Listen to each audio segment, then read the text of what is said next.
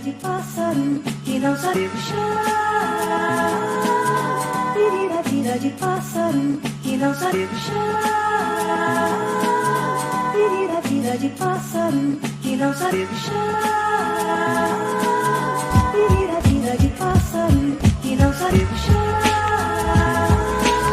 Vira, vira de pássaro que não sabe puxar. Vira, vira de pássaro que não sabe puxar. Vira, vira de pássaro que não sabe puxar.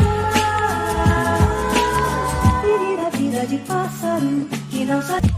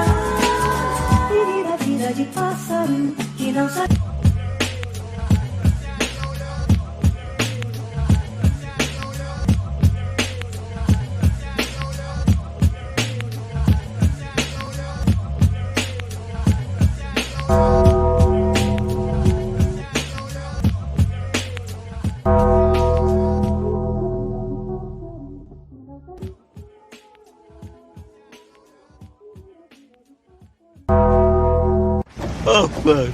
I'm so drunk. I feel retarded. I'm fucking deep. Just saying. Sometimes you get a knock on the head. You get special powers. It happens all the time. I'm talking to America here. Excuse me. What up, guys? It's Unsolicited Fantasy Advice, and it is week 4 in the NFL. And hold on. Wait a minute. Wait.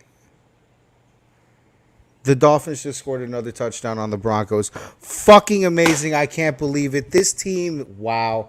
Anyway, yep, that's Taylor Swift singing in the background. We're going to have a great show. Let's bring everybody in. How you doing, guys? Charlie. Hey, what's up? The Pick'em God. He's not looking so goddish, right? But we'll get to that later. And, oh, cool. He made it in time. What's up? Our resident Falky Fett. Yeah. Falcons Chiefs Jet. Falky Fett. That's what we're going with. All right. Usually, okay, so listen. This is usually the segment in the show where we have, like, headline news on, like, what special happened in the NFL that we should talk about. We're not talking about Taylor Swift on this podcast. Sorry, I hate to be the disappointment, but that's not happening.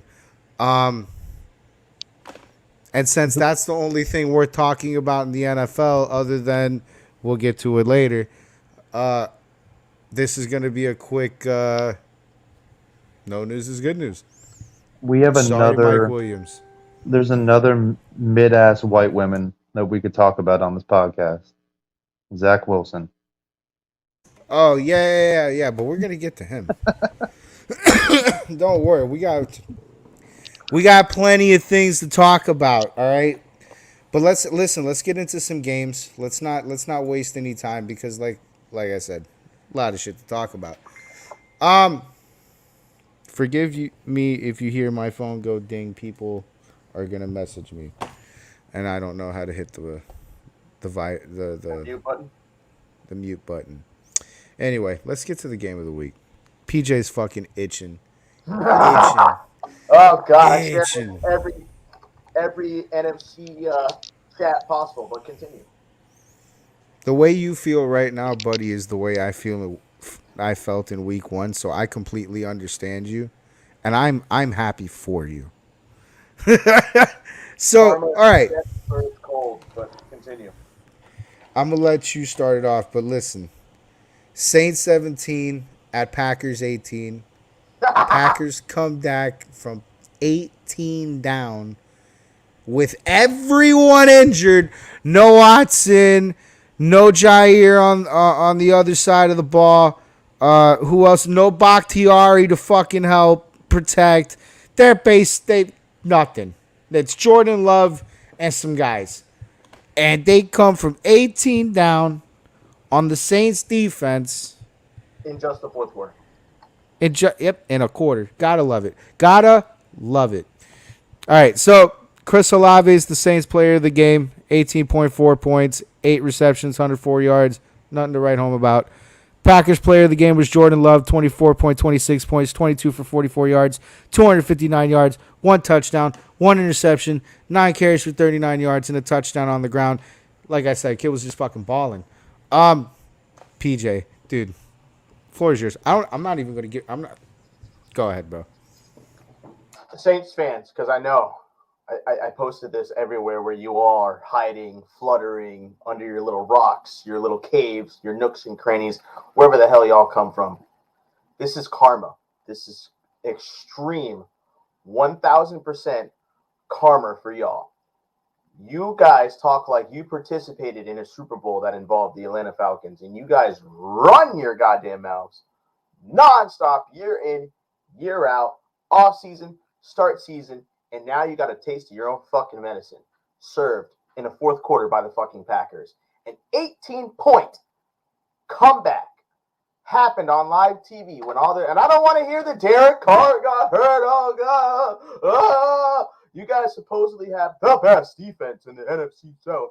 You guys are supposedly the NFC South champions, and you guys had let a team that we beat the week before score 18 points in the fourth quarter to come back and beat you. That's fucking karma. Shut the hell up. You guys suck. You're bottom feeders. All you have is one Super Bowl to your name that you got gifted because of Bountygate and Katrina. Shut up. You are not a good franchise. You're nobody. You guys are nothing. You're nothing of a franchise. Stop acting like you guys are top tier, like you own the South, like you're the best team in the NFC. You have one Super Bowl to your name. One. Stop it. Come back to reality. Derek Carr is the starting QB. You guys don't run the South. I'm tired of hearing that shit. And this exposed you because I'm going to talk shit about this game for years to come. Years. 18 points in one fucking quarter. Holy shit. By God almighty, y'all fucking deserve that shit. I'm done. When did Derek Carr get injured? Somewhere in the third quarter. Who cares? Oh, so that guy's a fucking baby anyway. Right before the comeback? Oh yeah. But, he went out comeback's time. No, but to be fair to Jameis Winston, I hate the Saints, but I love Jameis Winston. Jameis Winston drove them down to kick a field goal towards the end of the game to take a lead, and the Saints kicker just fucking choked. Yep. So Jameis Winston did nothing wrong, and I hope he gets traded somewhere else. The only thing he did wrong was sign a contract for the Saints. That's what he did wrong. I still think that his best opportunity is to be the Jets starting quarterback. They won't do it, but this weekend was phenomenal for all things Saints related. Sean Payton got the ass beating of his lifetime, and the Saints got blowed out or had exposed in a fucking fourth quarter comeback. Fucking beautiful weekend for Saints, man. Fuck all y'all. Thank you. Continue. So, I know that we want to make this totally about the Saints, but I gotta give Jordan Love his flowers. To do that on the Saints defense with your main guy gone and your protection, and these guys, by the way, listen, I'm gonna get to it later in the segment. These guys haven't been around like the entire season thus far, and the kid's thrown 7 touchdowns and a pick in all 3 games that he's played. So he hasn't been with these guys the entire time. So he's been doing this just by himself, basically with the second string squad, or the second string playmakers at least. So, by the way, the running backs too gone. So, dude, it's really impressive to see this kid. He gets handed, the team like, hey, kid, this is you now. We're getting Aaron Rodgers the fuck out of here. This is you now, and it takes no time for him to get into game situations, fourth quarter comebacks, and play good football. Not just, it's not great football. It's not lighting the stat sheet on fire, but it's good winning football. So while it's a massive meltdown for the Saints defense to give up 18 points in a quarter, God, you got to hand it to Jordan Love to even be able to do that. The Packers seem to have, for the third time in a row, found a quarterback once again, that's a franchise. Oh man, No. how do they do it? No, How no. do they do it? Too early. It's too early. It's heading in the right direction, though. It's looking good. It's obviously, it is too early, but man, it's certainly on the table, guys. I'm taking more from the Saints' shitty ass defense that they think is top tier, digressing now. It's taking a step back, because these games I've watched, everyone's been hyping the defense up for the Saints, and I think they're just getting old and they're getting beat because you got beat by Jordan Love and a bunch of no names, in the fourth quarter. I think it's more we take away from the Saints that their defense is not as good as everyone says it is, more than the Packers are as good as people are saying they are. Does that make sense? That makes perfect sense. And they've also, because they have a low point total, but they've also not played like great teams. They played so far the Titans, the Panthers, and the Packers. They have yet to play like a high quality offense. 100%. I agree. That's fair. That's fair. It's again for the team that was expecting to be rebuilding right off rip. It's nice to see them get wins like this and play this kind of football so early. So I mean, things are trending in the right direction. I agree. Maybe it is a little too early to be calling him franchise quarterback, but dude, it's trending that way. It's trending in a good direction. It's funny because the week before they blew a 14-point lead in the fourth quarter, and now they came back and won. So, hold up, wait. Dolphins just scored again on the Broncos. All right, let's talk about Cowboys. Cowboys 16 and Cardinals 28. Another one. Cursed game. None of us saw that coming. Cursed game. Oh, Dak Prescott got fucking exposed. That's usually in December, guys. It's too early for this. It's starting early now. If you were watching that game at around, I want to say what was that, a 4:00 game? The Cardinals okay, so around 7:30. If you walked outside, and if no cars were passing by, and if you stayed real silent, you could hear Stephen A. and Shannon Sharp laughing their fucking ass off. And it came in week fucking 3 with the Dallas fucking Cowboys. Granted, now I'm going to say this because no one's going to give this any credit. They really, really, really missed Diggs. Holy shit. But where was Michael Parsons? Where was Dak Prescott? What the fuck was this game actually? This is a. I know that the Cardinals always play the Cowboys good, but this wasn't the year for that to be a trend continuance. You know what I'm saying? Like, this was supposed to be the Cowboys' year, and I know we say that every year, but it was a little more believable this year. But nope. I want to Nope. say I take this game as a humbling experience for every team in the NFL. It doesn't matter if you score 60, 80, 120. It doesn't matter what you score. You're still playing,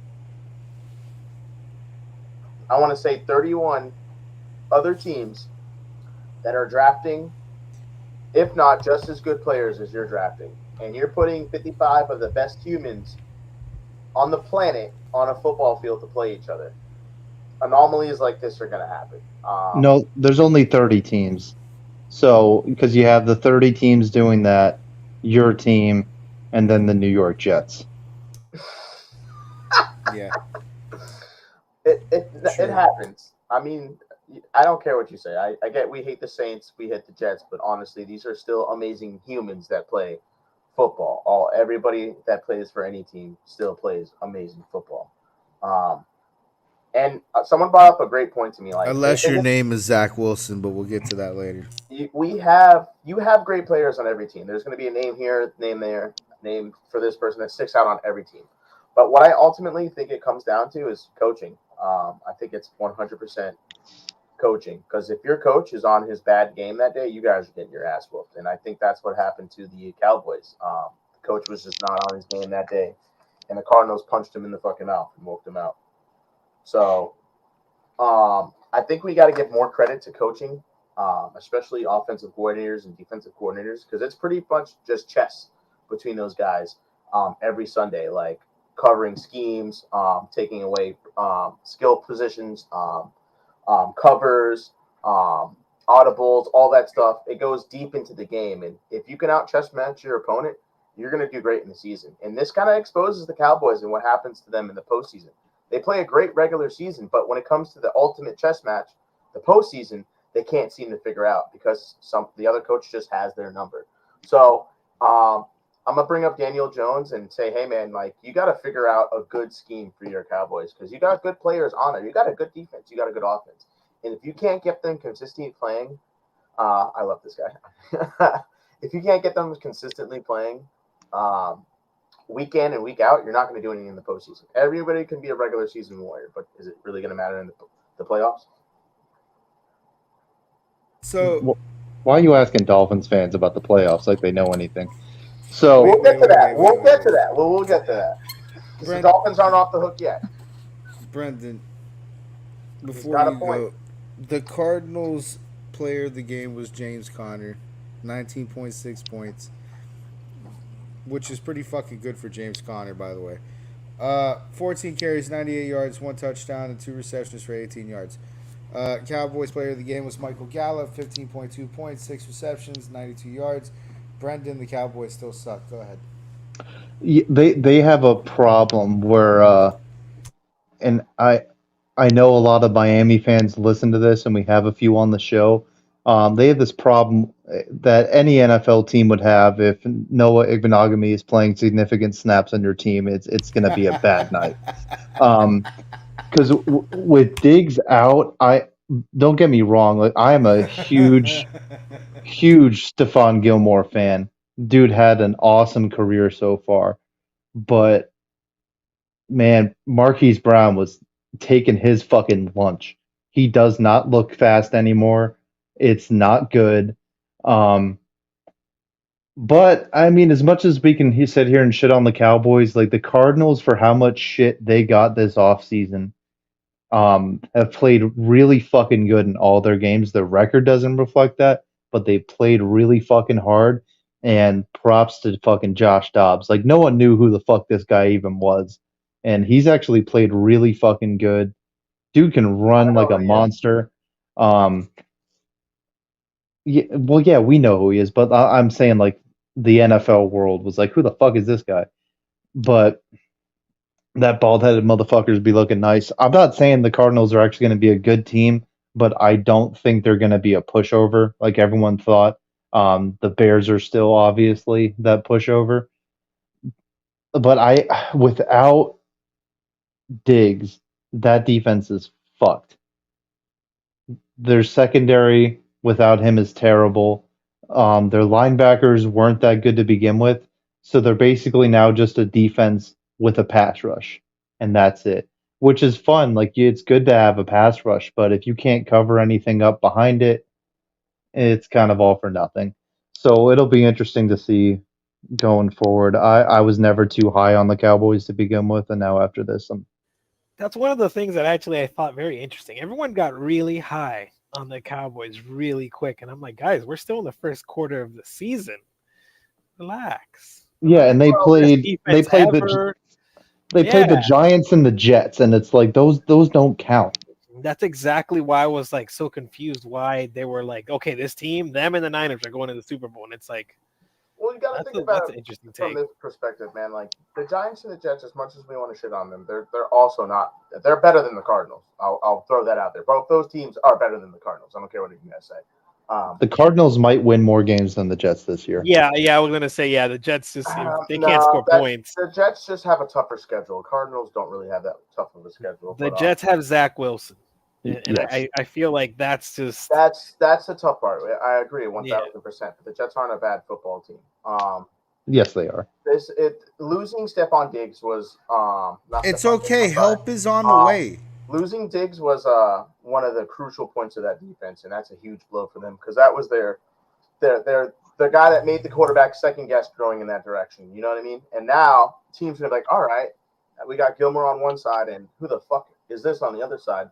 We're gonna test these guys constantly. We're just gonna air it out, and that's what the Arizona did. They were just like, fuck it, we don't have to play chess anymore. We can play checkers and just throw the ball. We know your secondary is weaker than what it was, so we're gonna take advantage of that. And this, like I said, goes back to coaching. That you just got out coached, man. Like you didn't address the weakness that you had that week. You panicked. You thought you were gonna steamroll a shit team. And the shit team just said, "Fuck you. We're better than you." And the NFL can happen like that. It can come at you fast. That's why I can't wait until we get to the Dolphins. We're gonna have fun talking about them. So, yep, Dolphins just scored again. God damn. They won't stop. All right, Chargers 28 and Vikings 24. the choke Vikings. bowl. The Vikings fall to 0-3 while the Chargers win in the final seconds. However, they lose Mike Williams for the rest of the year. Vikings player of the game was Justin Jefferson, 27.9 points, 7 receptions, 149 yards, and a touchdown. Chargers player of the game is Keenan Allen, 45.46 points, 1 for 1 for 49 yards and a touchdown. Yeah, that's a quarterback stat. 18 receptions and 215 yards. Keenan Allen was number 2 in fantasy this week, overall, out of everybody. No matter how much they wanted the Chargers ended up winning this game. So, like, at this point now, if I'm Minnesota, I do not feel good because this season is looking not great. I get it's week 3. They're out of the playoffs. It's repairable, but we are already worse than we were a year before. And God, do we miss Dalvin Cook? It's time to clear house in Minnesota. Get Diggs or shop Jefferson, get some picks. Shop Cousins, get some picks. It's time to rebuild. Maybe you keep Jefferson if he doesn't run you dry of all your money. Get Kirk out. Don't sign him for another deal. It's time to rebuild because once you let Dalvin Cook go, you let 1/3 of your offense go. That was a dumb decision. I don't know what the GM saw. I don't know what the general or the coach saw that was like, all right, we can survive without him. That defense isn't great. It's really mid. It's time for Minnesota to rebuild. 0-3 is not where you want to be. Every game they were in every single one of these games, and it just sucks when you're on the wrong end of the fourth quarter. You know, it sucks. And this is just a wasted year. And you know Jefferson's contract is going to come up soon because he's almost at the end of that rookie deal, and he's going to milk you he's going to be the highest paid receiver in the fucking league. And it's going to be like a $200 million contract, and you need to build now before that happens. Yeah, the Vikings suck, but I am not letting the Chargers off the hook.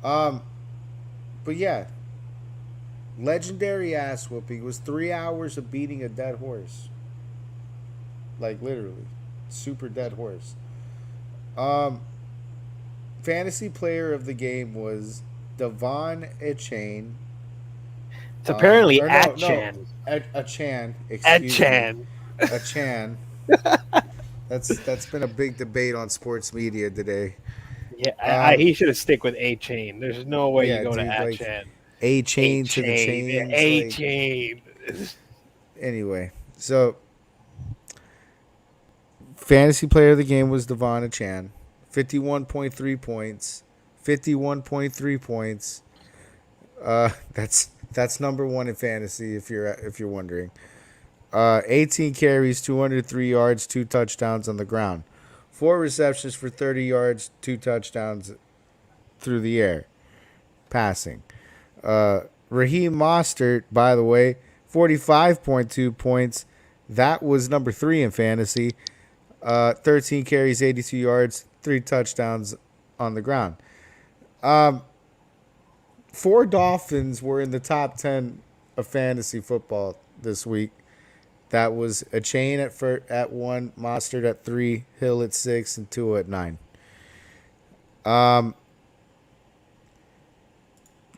What do you call it? So there's not other than the Broncos fucking really suck. There's the Dolphins our offense is kind of scary. There's not really much I could say as far as what do I know about either of these teams. Other than that, yeah, the Dolphins look fucking scary, but they look scary against shit teams. What we're going to know about the Dolphins comes next week. I want to see this happen with the Bills. We beat the Patriots. That was a good defense. I want to see this happen with the Bills. The only thing I really want to get off my chest is Jesus. Sean Payton, man. You came back to the NFL for this. Like you All that shit talking. All that You shit talking really- fighting him back. God, you should have just stayed on Fox, bro. Like this is you came back for this to eat Subway sandwiches with Russell Wilson and get 70 points scored on your defense. You had poor Patrick Surtain in his daddy's house looking like an 8-year-old against everybody. Chosen Anderson caught a pass from Mike White for like 60 fucking yards with Patrick Surtain looking like, pull me out the game, coach. I've had enough. Like, that's Sean. Sean, dude, why did you come back to coaching? Let Nathaniel Hackett deal with this. Are you fucking kidding me? He was saying Hackett was one of the worst coaches ever, and that he did such a terrible job. So much shit, and you let a team put 70 points on you. And then we mercied them. McDaniel, Mike, I'm not gonna do that to him. fuck that. Classic comes second to history. You kick that field goal. If you're a fucking coach, I'm telling you, he is going to hate that decision 3-4 years down the line when he really appreciates how fucking hard it is to even sniff the record that he said to. You know what I'm saying? Like, I get his mindset though. He explained it. It makes sense the way he explained it. You don't go after these. He lied. He lied. Mike McDaniel doesn't want to tell you that he didn't want to go down in the record books for whooping his favorite team's ass historically. And he loves the Broncos. He grew up a Bronco fan. He was their ball boy. He loves the Broncos. Fuck you, Mike. I love the record. Do you know how awesome that would have been to have had the perfect fucking record for as long as we've had it and then had another absolutely unattainable fucking record so that we could toast champagne for the next 70 fucking years for something else? Are you fucking kidding me, Mike? That's the other side of the wrist. Nick in the chat saying, yeah, if Sanders misses that historic field goal, That man needs to delete himself from life. He was not going to put Sanders in that position. Let me say that. He There should have. is no coach in the NFL or no coach ever. I don't college, NFL, high school, fucking Pee Wee Optimist.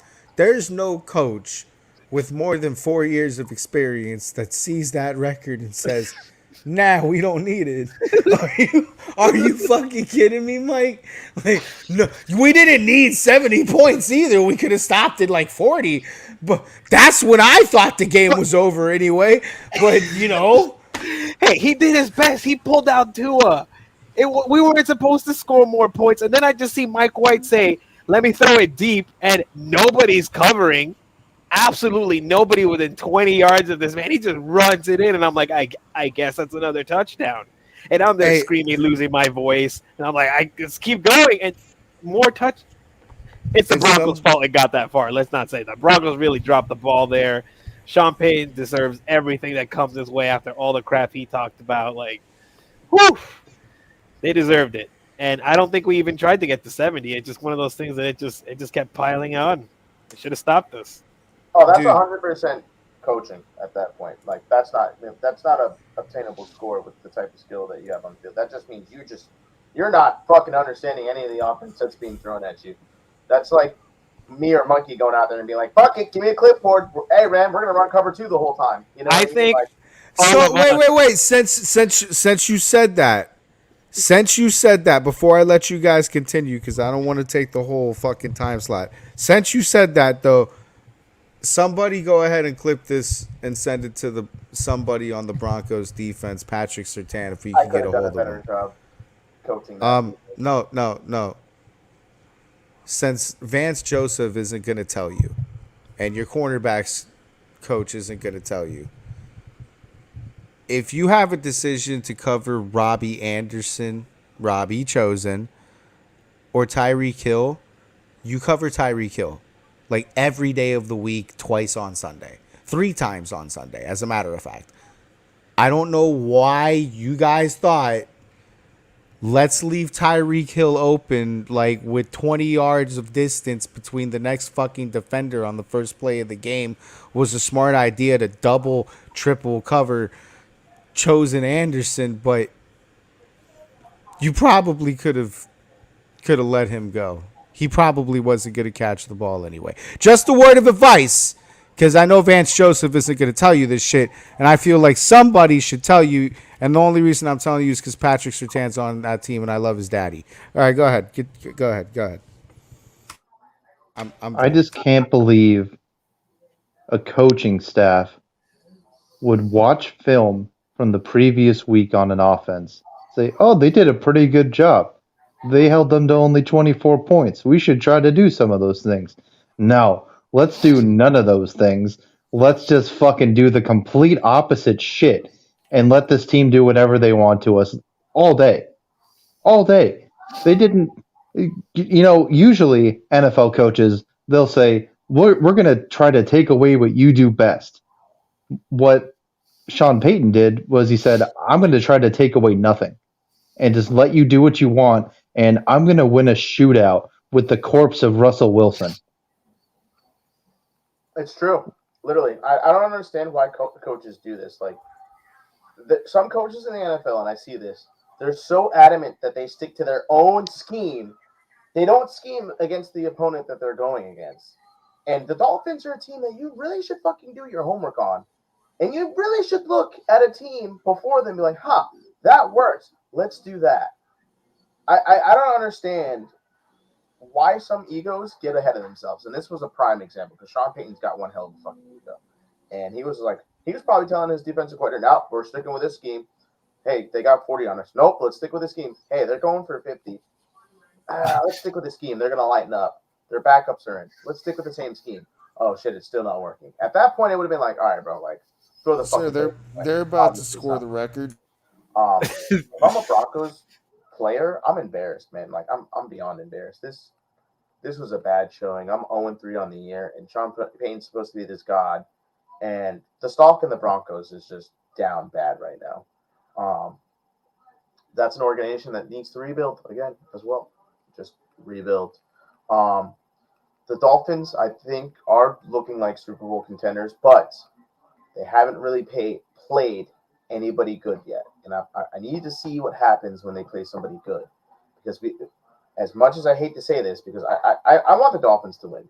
They do this every year. The first 5-6 games, they're deceiving. Or they pick it up towards the end of the season after this abysmal first half of the season. And I need to see complete football from Miami. I need to see 17 games, and I need to see a solid postseason before I get high on this team. Everybody in social media is putting the Dolphins 1, 2, 3, 4. You got to put every week together. You got to put December together. You got to put January together. You got to put those 2 months together to be a good football team. Anybody can win the first half of the season. But one team start really scheming on you, and this is what's going to happen because Miami showed a lot of plays to the world. You know the Bills are doing their fucking homework right now. And that's going to be the first punch in the mouth Miami gets. So I'm excited for this game. I want to see what happens. It's really going to test both teams, Bills and Dolphins, where they are on the stick. And it's still too early to call either one of them juggernauts. But it's a good time to see who's ahead of who and figuring it out. So I'm excited for that. I agree with that. Yeah, I feel like and what's going to be interesting is going up against McDermott next week is they're going to be able to do some really interesting things with their coverages because what they're probably going to do is they're going to open up in coverages that look identical to what Denver was running, and then they're going to spin the dial. So yeah, so it's gonna be really fun to watch that. Like if I'm McDermott, I'm showing 2 tapes. I'm showing this is what we want to do from week 2 against Miami, and then show this game and say this is what we're not gonna do. Let's go win the game. It's true because I noticed Miami does a lot of motions for their offense. They're always moving Tyreek around. They're moving Waddle around. I see Morstead moving sometimes, and it really does throw defenses off. But I know a lot of teams that are really good at figuring it out. Per se, the Chiefs. The Chiefs are excellent at covering motion plays. The Bills not so much. Jets are pretty good at covering. The Jets are good at covering motion. 49ers are good at doing cover. These are all top defenses too. So I'm not going to put the Bills in that category. So I'm really interested to see if they're being able to accommodate this and figure it out. Props to the Dolphins for using their speed to their advantage because they're really putting corners and linebackers around their ass. But let's see what happens if you actually do get into a shootout. Is Tua going to start panicking, or is he going to keep his calm and cool under pressure and not try to Josh Allen himself out of the situation? Now, there is one thing about the Dolphins scheme that I've noticed in the first few weeks, and it's something that might bite them in the ass, and they probably don't want to get used to doing it because they're going to start calling it, is when you put someone in motion, you are only allowed to run side to side. You cannot run towards the line of scrimmage. And what they're doing is they're having people do these little half circles and run towards the line of scrimmage like it's the Canadian Football League. Yeah. Now you can get away with that shit for a little bit, but like look what happened with the Chiefs left tackle. Yeah. Those first 2 weeks, they let him get away with jumping off sides. So I wouldn't expect that to keep working for too much longer. Yeah, I expect the officials to start cracking down on that too because I thought that was an illegal formation. But it is. Unless the script is on our side. No, You never know if the script's on the Dolphins' side. They say, man, they're using AI to make these schedules. You don't know what AI is up to. The refs at the point of the time when it was like 30 points in the first half, they're like, "Fuck it, just let them play, man. They're gonna score anyway." Yeah, exactly. But we'll see. As fun as this game was, like super fun to watch. Obviously, like a crazy ass beating like that. I learned absolutely nothing because I knew Denver sucks dick. So great, confirm that. And besides that, what else did I learn? Nothing. We learned that the I know what players you are learned. fast. They're fast. They're players. fast. I like their scheme right now. It seems to be Tua, working. And my favorite thing right now is Tua looks comfy. He looks comfy. The line is the protected. pockets, the pocket's good. Throwing in the pocket, he's throwing on the run. I like that. We didn't see a lot of that last year, but he's settled into this scheme right now, which is what you want. You want to be on par with your offensive coordinator, and they got a good chemistry going on right now. But I got to see what happens when they get punched in the mouth, because that's when you really get tested. Yep. The good news is A good team will beat down on bad teams and not drop the ball, not fall into the trap game. So far so good. You're right. This Bills game is going to be everything we expect. I'm hoping, and The And real I, hopefully we get the question glow. is, PJ, not what the Dolphins are gonna do when they get punched in the mouth. What are the teams gonna do God. when they meet the cream of the crop and they get punched in the mouth by the eventual championship? Don't put that juju out there. everything Monkey Don't said in the do it. chat earlier just went right out of the window. He was saying, Really put "I'm that not going to back. talk shit. I'm not saying championship. I'm not saying nothing." All that just is dead. hey, It's all dead. we have been cheated. No, We have been abused. by We have yourself. been lied to. By yourself. And we have suffered. You guys Liars. hold the perfect record. Of course, the football gods are not going to give you One day, these things will pass. And that day will come for the Dolphins. Yeah, I'm after you telling just slapped the football gods in the face by avoiding the record. No. That was a humble, No, it wasn't. professional love for the game No, it wasn't. decision. No, there's no such thing as running up the score. There's no such thing as running up the score in professional sports. I don't give a In fuck. bad taste, we didn't want to do it. You were already up 70. To be What do you mean honest in with- bad taste? To be honest with We you, pulled that Tua. I kind of have to half agree with Brendan on that. After like .64, we can stop giving a shit about class. But maybe there is. I don't know what the. Again, I don't know what's going on. Maybe he's a D&D player and he's trying to get some karmic level so that when he does roll some dice, it comes out 20s. I'm not 100% fucking sure what's going on in that brain of his. I kicked the field goal. Like, I think everybody here kicks the field goal. Next game. I would kick the field goal. That score looked like what I did to my son the first time he played me in Madden. Yo, good seeing you, bro. Because no mercy, okay? If your kid, listen, if you're a father, you owe it to your kid to not show any fucking mercy in sports, especially sports gaming. God damn it. Spending 60 Okay. years on the Dolphins. Hey. Oh. You're surprised about? Let him enjoy it, Monkey. This is the best Dolphins game they will ever see. It will never get better than this. Literally. Listen. To be honest, that is so fucking factual. It's not even funny. Like I can have someone by 50. I can beat the fucking Bills by 2 touchdowns next week, and it's still not gonna feel as good as dropping 70 on a team. Like it actually sucks because watch them drop 80 on the Bills, dude. That'd be some shit. It just bring us a Lombardi if we drop 80 on the Bills. Like just expedite this. If week like it sucks that it's week 3 because like for the rest of the year it's not going to be the 70-point game on the Broncos. Monkey, we're gonna be sitting here in week 12. Me and PJ are gonna be talking about whatever, and then Monkey's gonna be up here like, "Oh man, everyone's hurt." But do you guys remember week 3? Yeah, I did that last year. Yeah, literally. Yeah, everybody's hurt. But do you remember when we beat Buffalo in hell in week 3? Yeah. What's the I'm hoping that doesn't happen. All right, yeah. Let us move on. We're such Dolphins fans here. Chasing the dragon. We will be. Anyway, eventual champs. Giants 12 at 49ers 30. Here's another fucking really great team. Fucking The next. The 49ers. Brock Purdy looks great. Niners rolled through fucking Giants that look like shit. Fantasy player of the game was Deebo Samuel. 25.1 points, 1 carry for 2 yards, 6 receptions for 129 yards, and a touchdown.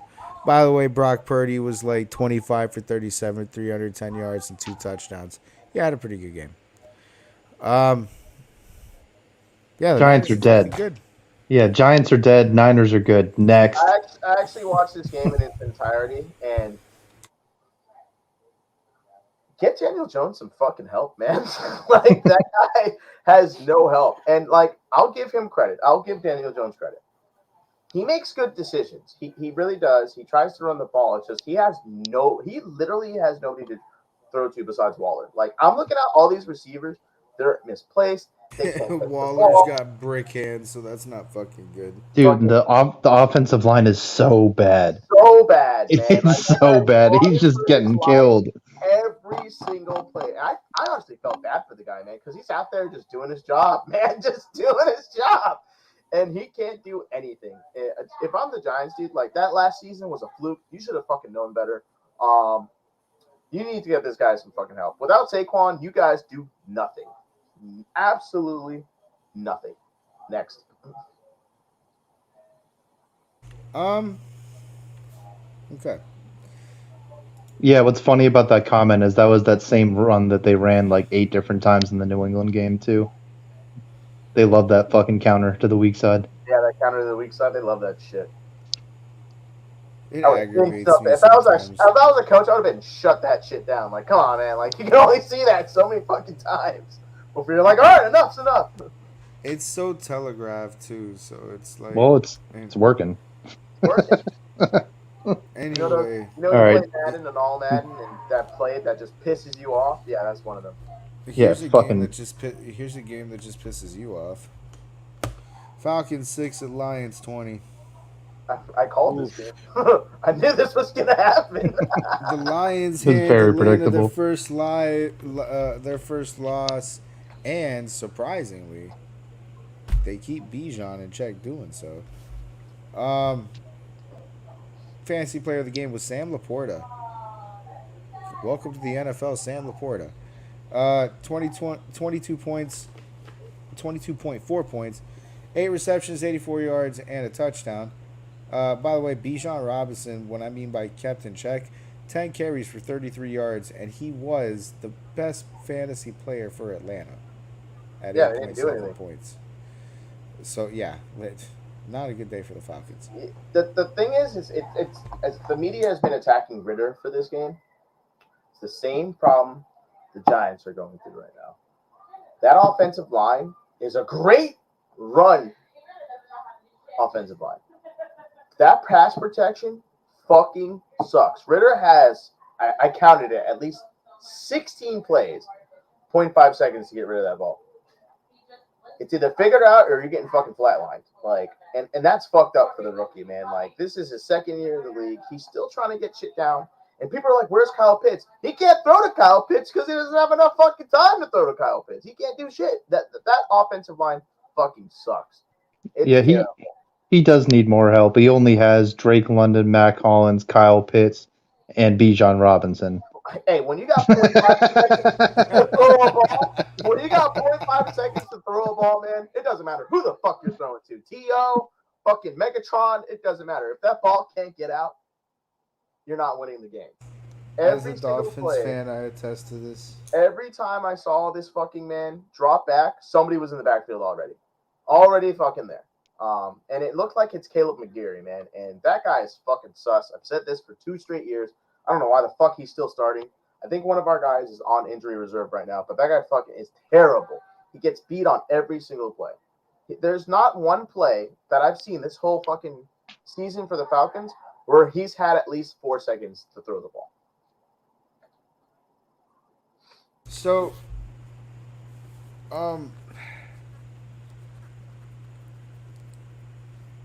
in Detroit side of things, what does shock me and what's a good turn of events, what is nice to see for Detroit is them actually play the run good.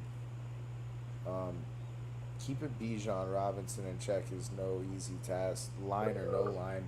That When you guy. take away the pass, man, you're gonna fill that box, and that's what the fuck they did. They were filling that box every single fucking play, man. You're not gonna Even run the then, ball.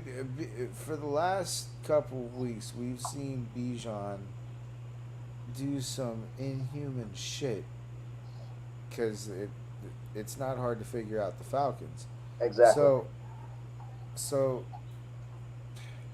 it's nice to see because we were dogging the Lions defense. It's nice to see them come to play the game on both the passing and the run. One of those guys was a rookie. One of their safeties. Whoa! I don't know about that. The Falcons are incapable of passing the ball. They played a team they played Navy.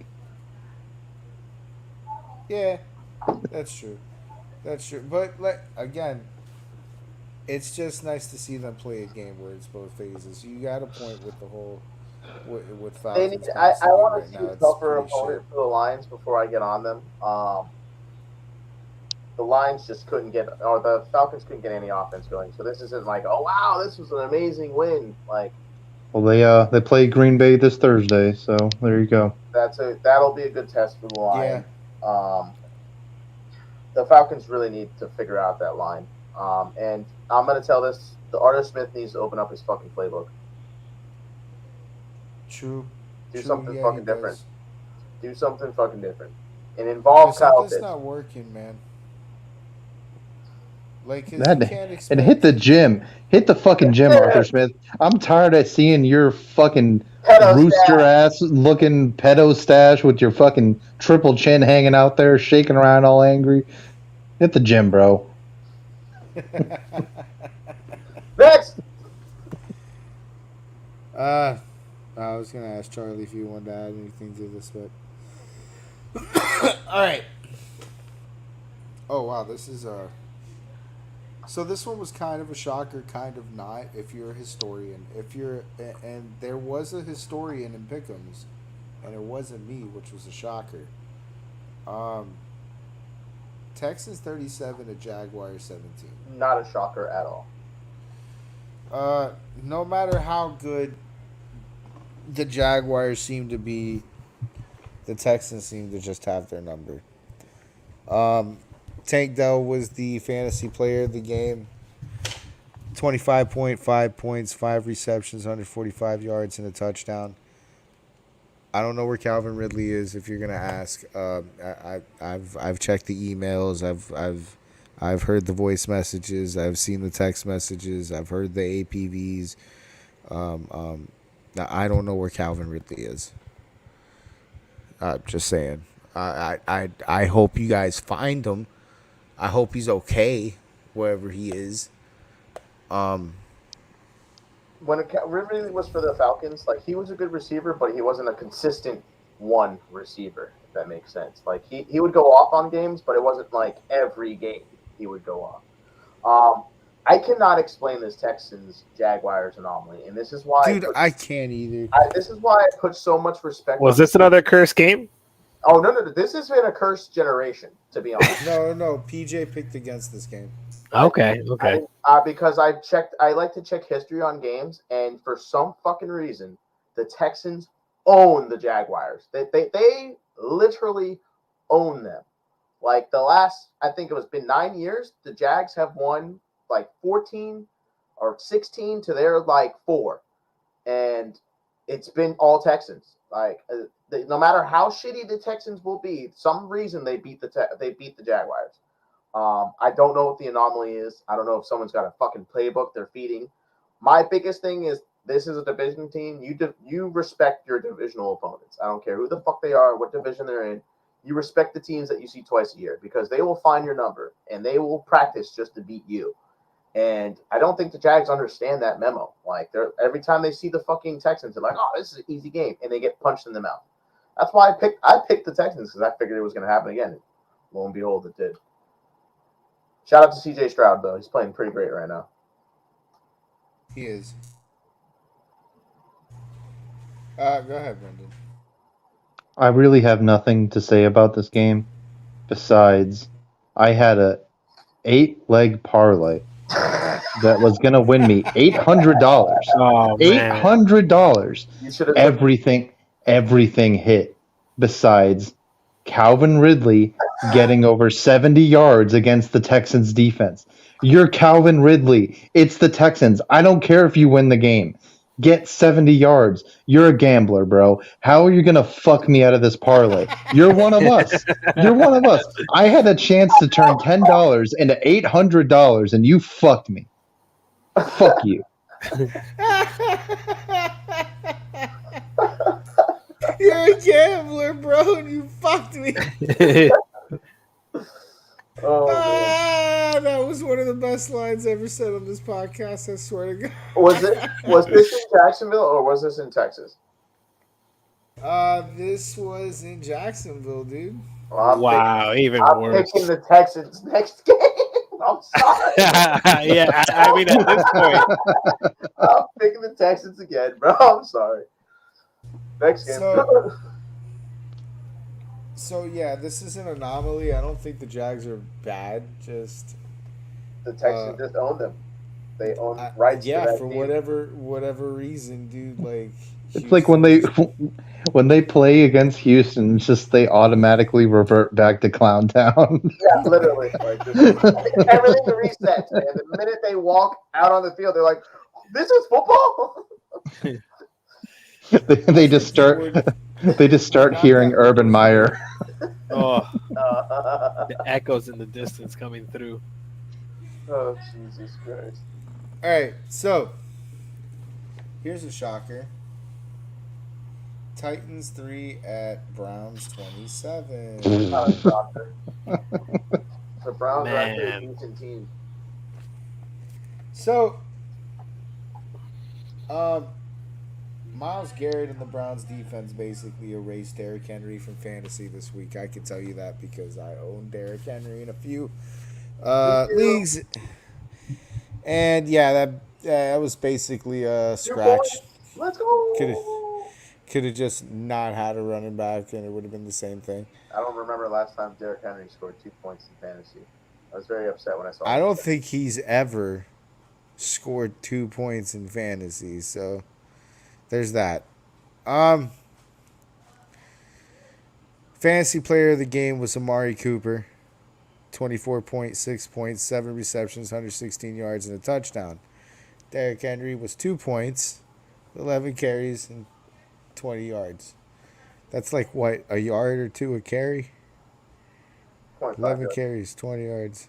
0.5 yards. Not Jesus. That's Derrick, top 3 running back Henry. Is he on the decline? I don't think so. No, he's just on the Titans. Yeah. There you go. That's the answer. I don't think there is a decline for Derrick Henry for another couple of years. Unless like another major injury happens to him. Next game. Yeah, Tannehill sucks.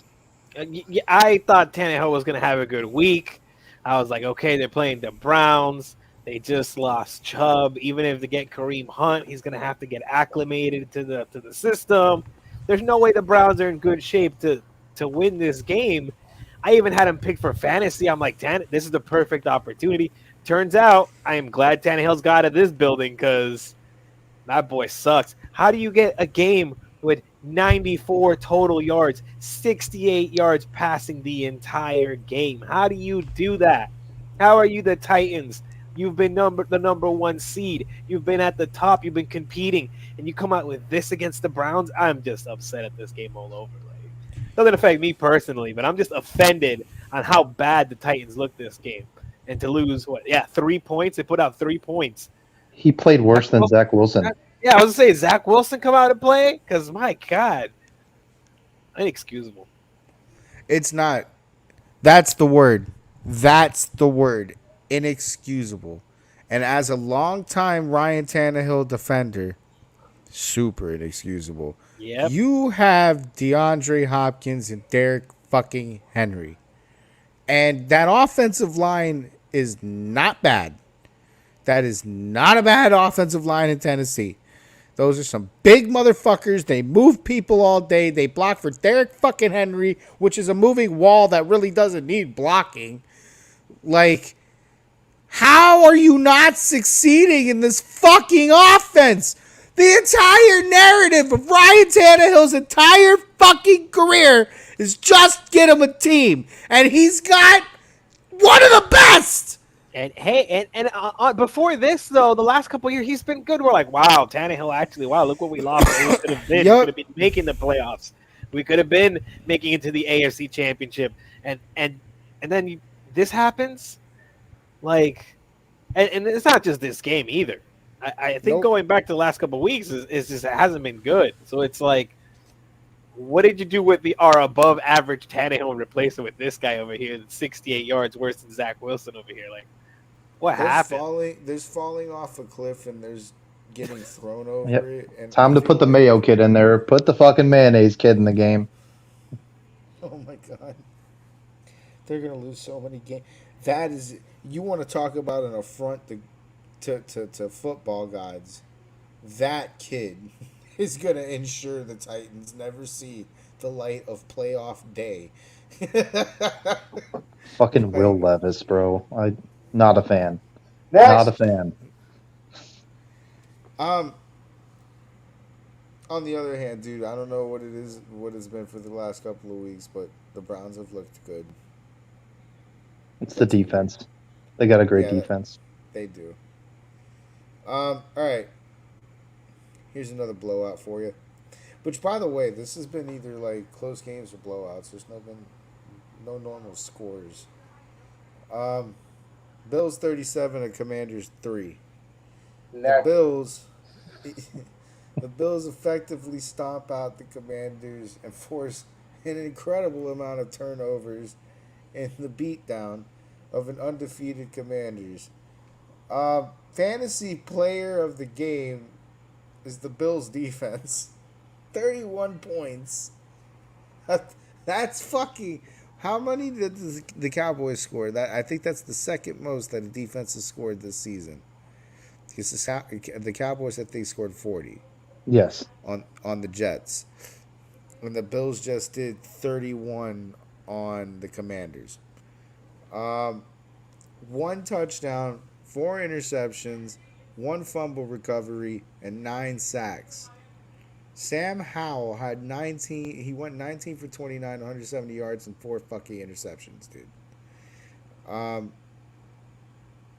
Yeah, I want to say next, but to give some verbal comment on this game, the Bills do look a lot better than they did a couple weeks ago when they played another shit team that they should have won. So, to their credit, that's an improvement. They've gone a couple of weeks against some shit teams and did exactly what they were supposed to do with them, which was blow them the fuck out. I don't know why you couldn't do that with the Jets. But same reason why the Jets put up 40 on Miami last year. No, we were a trash team once Tua died. It's the same position as the Jets, which is why I don't understand how the fucking Bills couldn't do that to the Jets.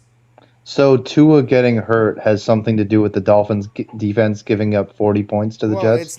It's not just Tua getting hurt, but Tua getting hurt has a lot to do with it. But the offensive line wasn't playing like it was in the last couple of weeks. Like the defense is out there more, and we were probably, I think we were missing people at that point too on the defense. And Xavier Howard, I mean, he hasn't looked good this season yet, but he was saying, the whole growing thing, and it was just like it was a whole mess.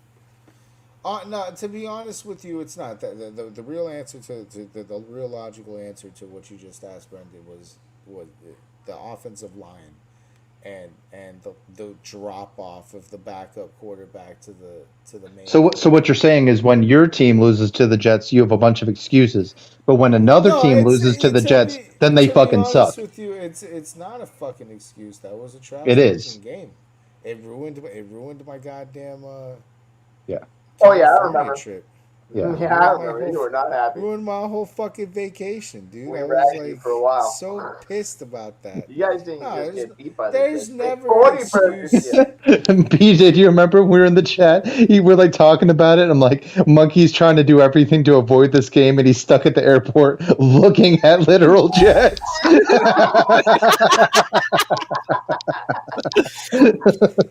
Oh man, bro! What happens when the Jets play you guys this season and they 40 burger you again? Like, They're not gonna do that. They're gonna need someone not named Zach Wilson to do that. oh god! Whoa, that's wait. fucking shit if the They football- have someone. Hold up. They They might. have someone. They just might drop a 40 burger on the fucking Dolphins because they just got the fucking GOAT, bro. They just got world moving, needle breaking Trevor Siemian. You talk shit now, and then you play the Jets, and the football gods just take a steaming pile of shit on y'all. Dude. Just No. like what happened with the Bills could potentially happen to y'all. We are on a karmic upswing of the Respect your pendulum. divisional opponents. Now, Did the you- divisional Left or the opponents, the divisional God. opponents spent an entire fucking season, except for the Patriots, which is why the Patriots get fucking. Like, all right, we're not worried about the Jets. I don't want to say shit from you because you guys split almost every year. Nah. Actually, It's not yeah. gonna happen. No, I mean, we do. We do. That's why you But need to not respect the not. Jets. It's not gonna No. happen this year. Yeah, not this You year. guys are too confident. That 70 burgers getting in your head right now. No, that's not. Fucking It's not. beat It's your ass, that. dude. I'm all It's not so confident. hard. It's not confidence. It's logic, dude. Zach Wilson is that fucking trash. Again, we'll get to that. We're not on the Jets yet. But let's talk about the team that we were supposed to be talking about, which is the Bills. I don't know how we keep moving to the Dolphins and the Jets here. The Bills are doing what the Bills are supposed to do. Exactly, which is it's a good thing to see because After all that week one fucking slander from you, Right. So I had them as my drunk pick, hoping the Commanders would pull this off, hoping the Bills have dropped off. But this game did really show us, hey, the Bills are still there, guys. Like, you guys were watch out. so hard for the Bills. I'm like, the Bill, you can't just The beat Jets Bills. anomaly. Let's move past that. No, The Bills got listen, into the groove. the Bills They're got- dangerous. the Bills got fucking trashed for their week one performance against the Jets. And then they fucking took that out on the next two fucking teams that they faced. But like the Miami Dolphins fan base is gonna have to come to terms with and accept. Week one is this week for us. The Bills it's- are 3-point favorites over you guys. Yeah, they're at home. They should be. The Bills and the Dolphins are both going to have an entire litany of answers after this game that they play going into the next week. So it's nice that both of them are coming off of significant beatdowns going into this game. They're both coming on going into this game with highs, like super highs. So yeah, I expect the Bills Dolphins game next week to be a really fucking good game. I think both teams are fucking on a high point. Next. They're peaking.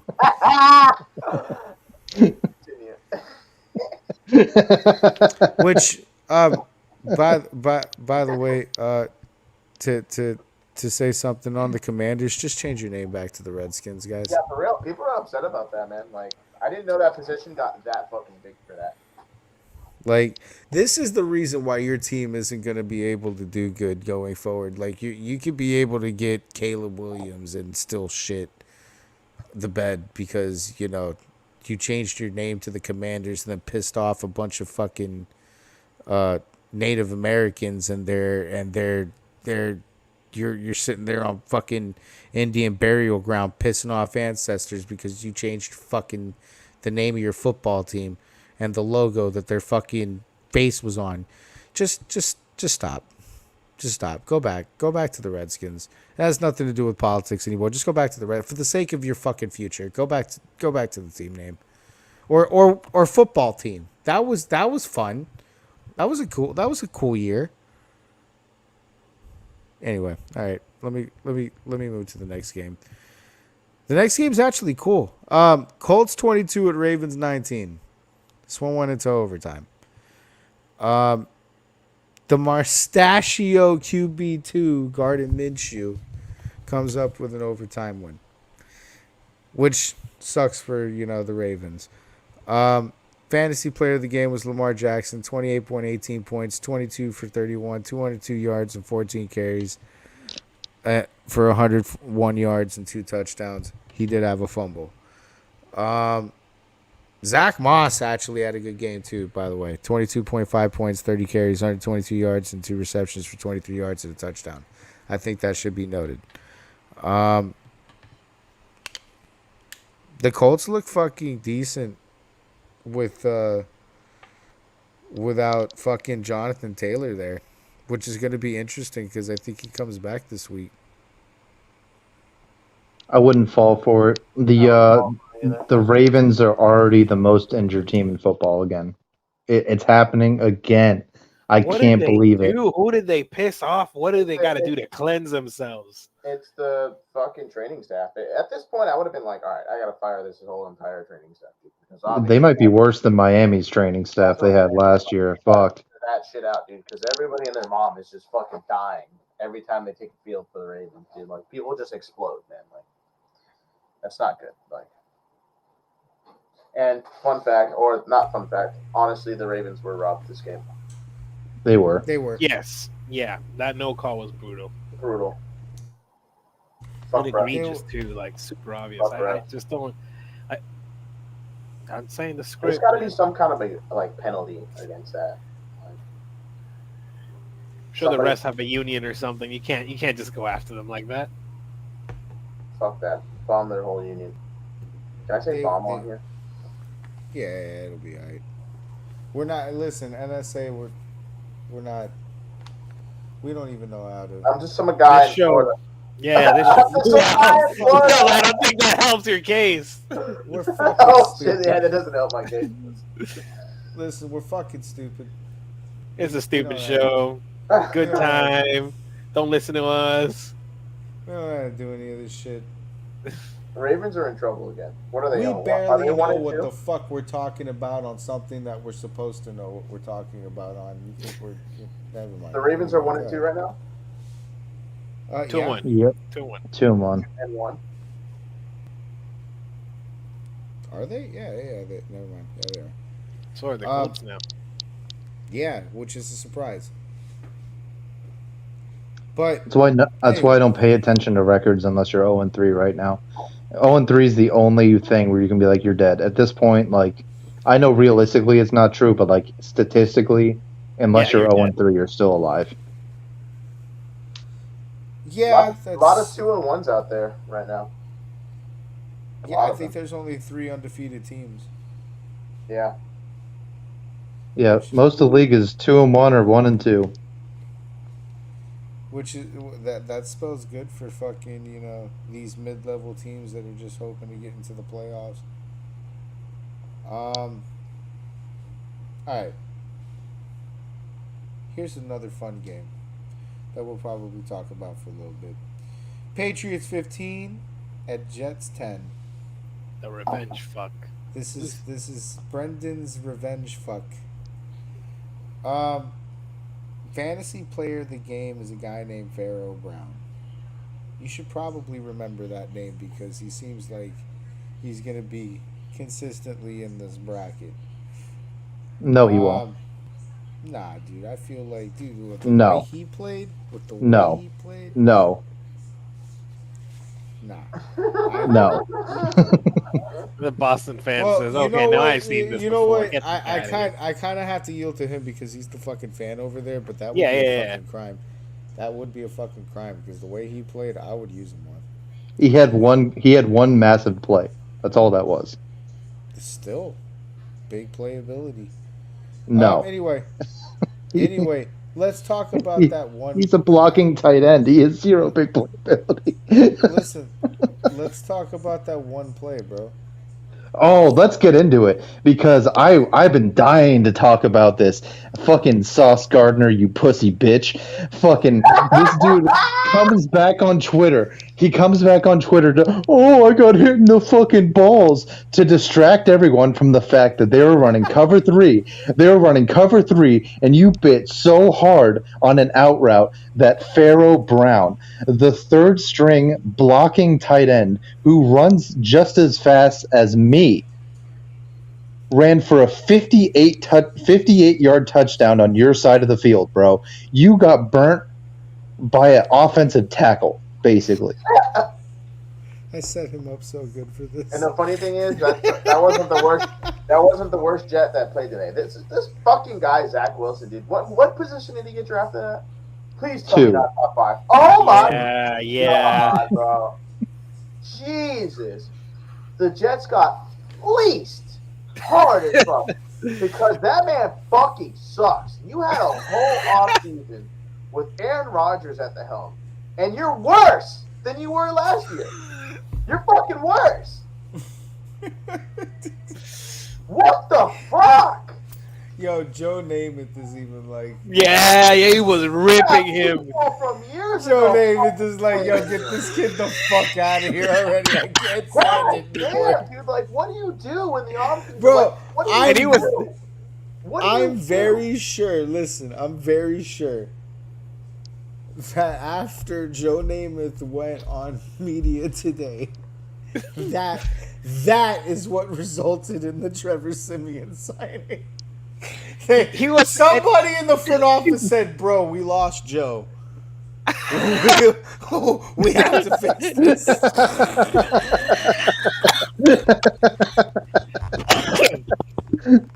Oh man, and he was just saying like, oh man, I heard that clip, and he was like, they're saying the defense, the locker room doesn't have a problem with this, and he's like, if the locker room doesn't have a problem with what's going on right now, you need a whole new locker room because somebody needs to be pissed off about this. The crazy thing is I can name at least 5 free agency quarterbacks that will step in and still do better than this fucking retard, dude. Like Carson Wentz, fucking Matt Ryan, fucking who else is out there? Matt Ryan already said he ain't doing it. He said, nah. Matt Ryan said, I'm fucking good. When you got somebody who blew a fucking Super Bowl saying they ain't doing it, that's when you know it's bad. You know it's bad. He said, I've been fucked by Bill Belichick enough. I don't need any more. That boy said, fuck no, bro. If I'm a Jet man, and I'm not gonna lie, I was on that jet plane, but the minute fucking Aaron Rodgers' leg exploded, dude, like, it went to hell for that entire organization. Just full on nosedive. And I'm just like, fuck. And I wanted to prove you guys wrong. But no, the Jets are like, fuck yeah. Yeah, let me prove that right. Let me prove that right. And fucking nosedive this situation. Because the defense is playing its fucking ass off. Yeah. I mean, again, defense gotta be pissed. How are they not pissed? They're fucking grabbing people's dicks. They're more than pissed. They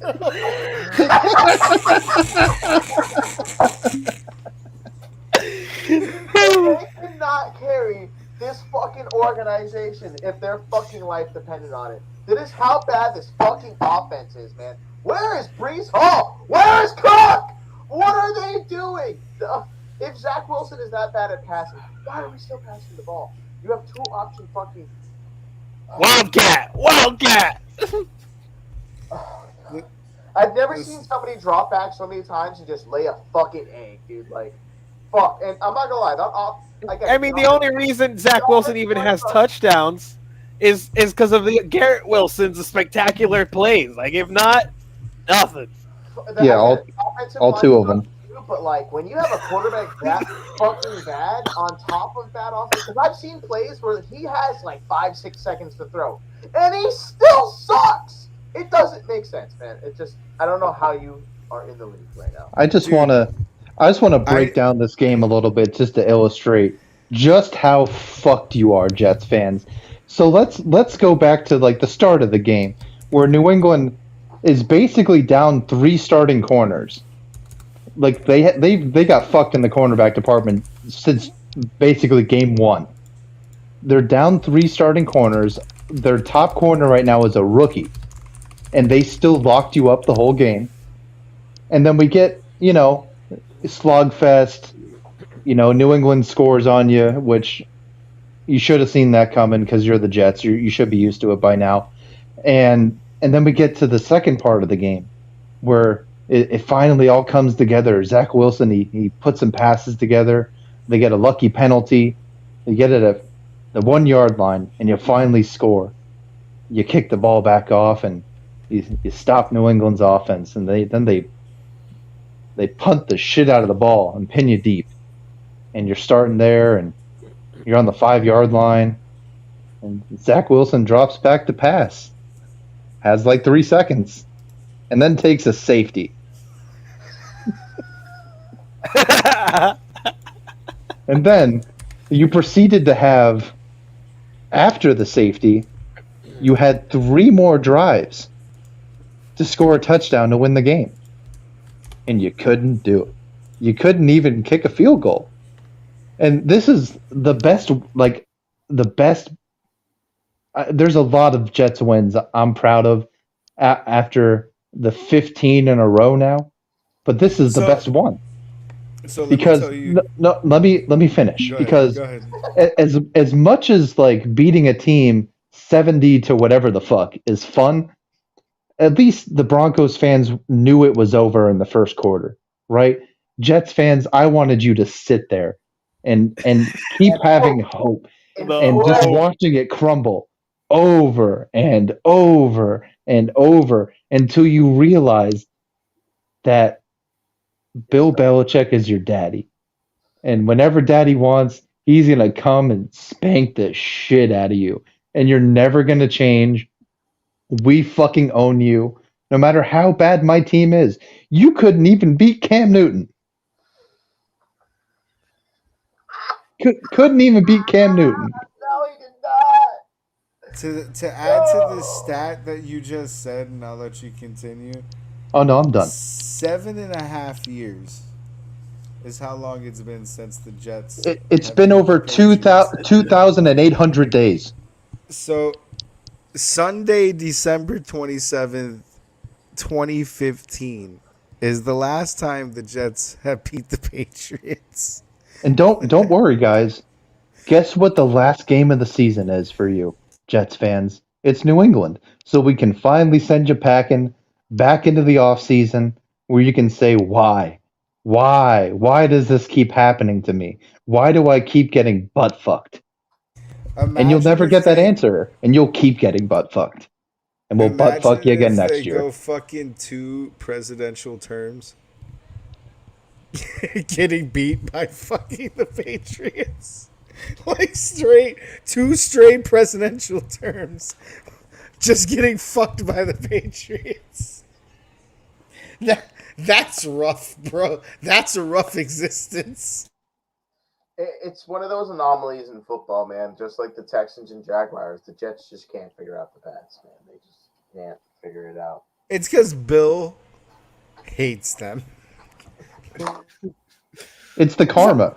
You had Bill Belichick in your building as the head coach, and he resigned on a fucking napkin, bro. That's how bad you pissed him off. You pissed him off so bad, he wrote his resignation letter on a fucking napkin and said, I'm going to New England, and I'm going to butt fuck you until the day I die. I'm convinced the only reason he's still coaching, it's not to get Shula's record. It's to make sure he, with every last breath that he has, he is ramming his wrinkly old cock directly up your ass every season until he dies. And then don't worry, because Steve Belichick is still going to be on the Patriots even after Bill dies. And another Belichick's going to come, and he's going to butt fuck you for the next 20 years. So it'll be okay. It'll be a family tradition. Family tradition, yeah. Oh, fuck. We enjoy fucking ranking on the Jets. I can't wait till we play them. All right. Panthers 27 to Seahawks 37. This was a great game. Seahawks offense goes off in the second time half to out. put. I can't wait. Ah! Bleacher Report. There's tension in the locker room, and the defense feels any other QB would be at bench with Wilson's performance. This just Joe Namath set the room on fire today. Jets defense. Joe Namath spent a day talking to anybody that would listen and literally burnt the entire Jets organization and locker room to the crispy ground, bro. Like, holy Not fuck. happy. I've met this guy and Mark Gastineau is all we have, okay? And we have really pissed Joe off. Like he wants us to be fired, dude. I'm just the secretary here. He wants me fired. I was happy with everything here. He said if you're happy with anything here, you should be fired. I was fucking content yesterday. He wants me dead. We gotta fix shit. Where's shocker! A jet, a whole organization of jets led. Oh my! This joke's so bad I can't say it. I'm gonna get us banned. I can't do it. I'm sorry. I know the joke, and no, you can't. It is literally still September, sir. You can't say that joke. Just saying. Pause. Yeah, no. Long pause. Very long pause. Just think about who Robert Salah is and the Jets, and just put two and two together, everybody. Connect the dots. It was an inside job. Oh God! Next game, come on, before we start, come on. Panthers 27 to Seahawks 37. Seahawks offense goes off in second half to put away Dalton-led Panthers.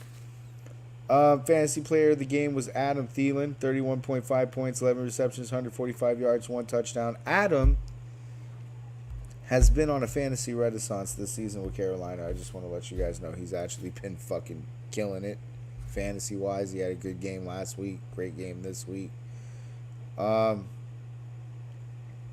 Kenneth Walker also had a pretty good game. 30.6 points, 18 carries, 97 yards, 2 touchdowns, and 3 receptions for 59 yards. So, Seahawks looked like they were going to be, like, fraud alerted. Like, we were going to come up here and talk some mad shit. And then they came back in this second half and went, wait, hold up. We know how to play football. Like, guys, this is the fucking Panthers. Like, this is that they're rebuilding. They don't know what they're doing right now. They're fucking their quarterback's hurt. Like, they got Andy Dalton back there. Like, guys, what the fuck are we doing? And Kenneth Walker said, "Yeah, I don't know what the fuck we're doing. Let me try. And they came out in that second half and fucking rolled it. Nice to see. Gino looked pretty decent. I'm really impressed with Kenneth Walker, though. The touchdown run, that dude's running beastly. Yeah, Brendan, how are you feeling about the Seahawks right now? I feel like watching this game was like 2015 all over again, watching Andy Dalton versus fucking Geno Smith. I feel like Seattle's a wild card team like they were last year. The NFC overall is pretty weak. Pete Carroll's a good coach. You got good receivers, good defense. Bobby Wagner's back in the house. So I feel pretty good about it. Who knows what happens in the playoffs, but I think they'll win a good 9, 10, 11 games this year, and we'll see old Geno Smith back in the postseason. It's just great to have Jets fans watch Geno Smith do good. Oh, they just didn't have enough pain already, huh? Ugh, love it. Oh, no, there's never enough pain for them. Yeah, it looks like the Seahawks are right there. They Gino's doing pretty good, picking up right where he left off last year. Andy Dalton didn't have a bad game either, actually. The Jets would probably love to have him. Oh yeah. But yeah, both QBs played good. Seahawks, yeah, definitely look like a wild card team. All right, so Yeah, that's it for that. PJ, you have anything to add for the Birds? Nope. That's cool. We can move on. He's gone. Let's There you go. Let's talk about another fucking team. If we see a sudden spike in viewership, it is because we are now entering the Taylor Swift game. Bears 10 to Chiefs 41. The biggest story in this game was Taylor Swift attending. The Bears suck. There's not really much else to say here. Nothing was a surprise. Fantasy player of the game was Patrick Mahomes, 25.68 points, 24 for 33, 272 yards, 3 touchdowns, and 8 carries for 28 yards. Travis Kelce's jersey sales have increased by 400%. So, congrats, Travis. All right. That's it. That's all I got for this game. I would say that the Bears are very lucky, besides the Swifties that tuned into that game, that the Broncos did as bad as they did so that people don't focus on how bad that was for the Bears, because that was the second biggest thrashing of the week for sure. And I feel bad for Justin Fields, really. He obviously isn't having a good year, but I don't think any of us can put that just on him at this point. The Bears have FBI agents coming after their coaching staff, and you have all sorts of drama. It's just a fine disaster right now over there in Chicago. And yeah, Well, as they hasn't even should. seen the worst of it. Coaches should be arrested. It's a fucking crime against football what they're doing. All around, yeah. What a complete disaster in Chicago. Justin Fields, is he the fucking answer, dude? Not for Chicago, no. Not on that team. I don't know what quarterback fixes that. They're at the point where it's like the whole roster is bad. Like, and here's my argument for teams that keep getting high draft picks. Trade down. They already did it this last time. Good stepping stone. You're going to have another high draft pick. Trade down again. You need more than one good player. One good player is not going to fix you. You need to trade that pick because it's probably going to be the fucking first overall pick again. Trade it for 3 or 4 picks. Get some more good players. It's what you have to do. You're not a player away at any point. All right. So, that's enough of that. I don't really want to talk about Taylor Swift anymore. No.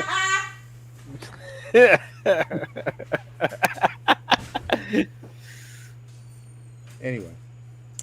So, Steelers 23 at Raiders 18. Josh McDaniels is, by the way, the biggest fucking pussy in football. Period. Like, I don't know what it is, by the way, with the last name McDaniel and coming up with, like, bitch decisions. But, like, yeah, bitch decisions from McDaniels lately. Fantasy player of the game was Devontae Adams, 42.2 points, 13 receptions, 172 yards, and 2 touchdowns. Here's the stat for you guys. I'm gonna give you the stat and let you guys go on.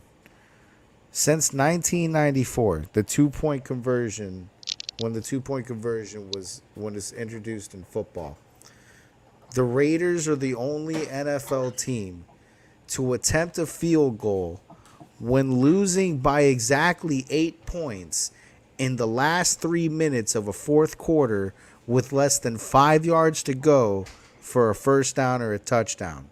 And they did this twice in the same drive after a penalty gave them the first down the first time.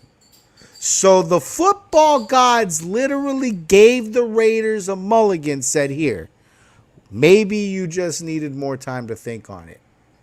And then they did it again. I said it when it happened.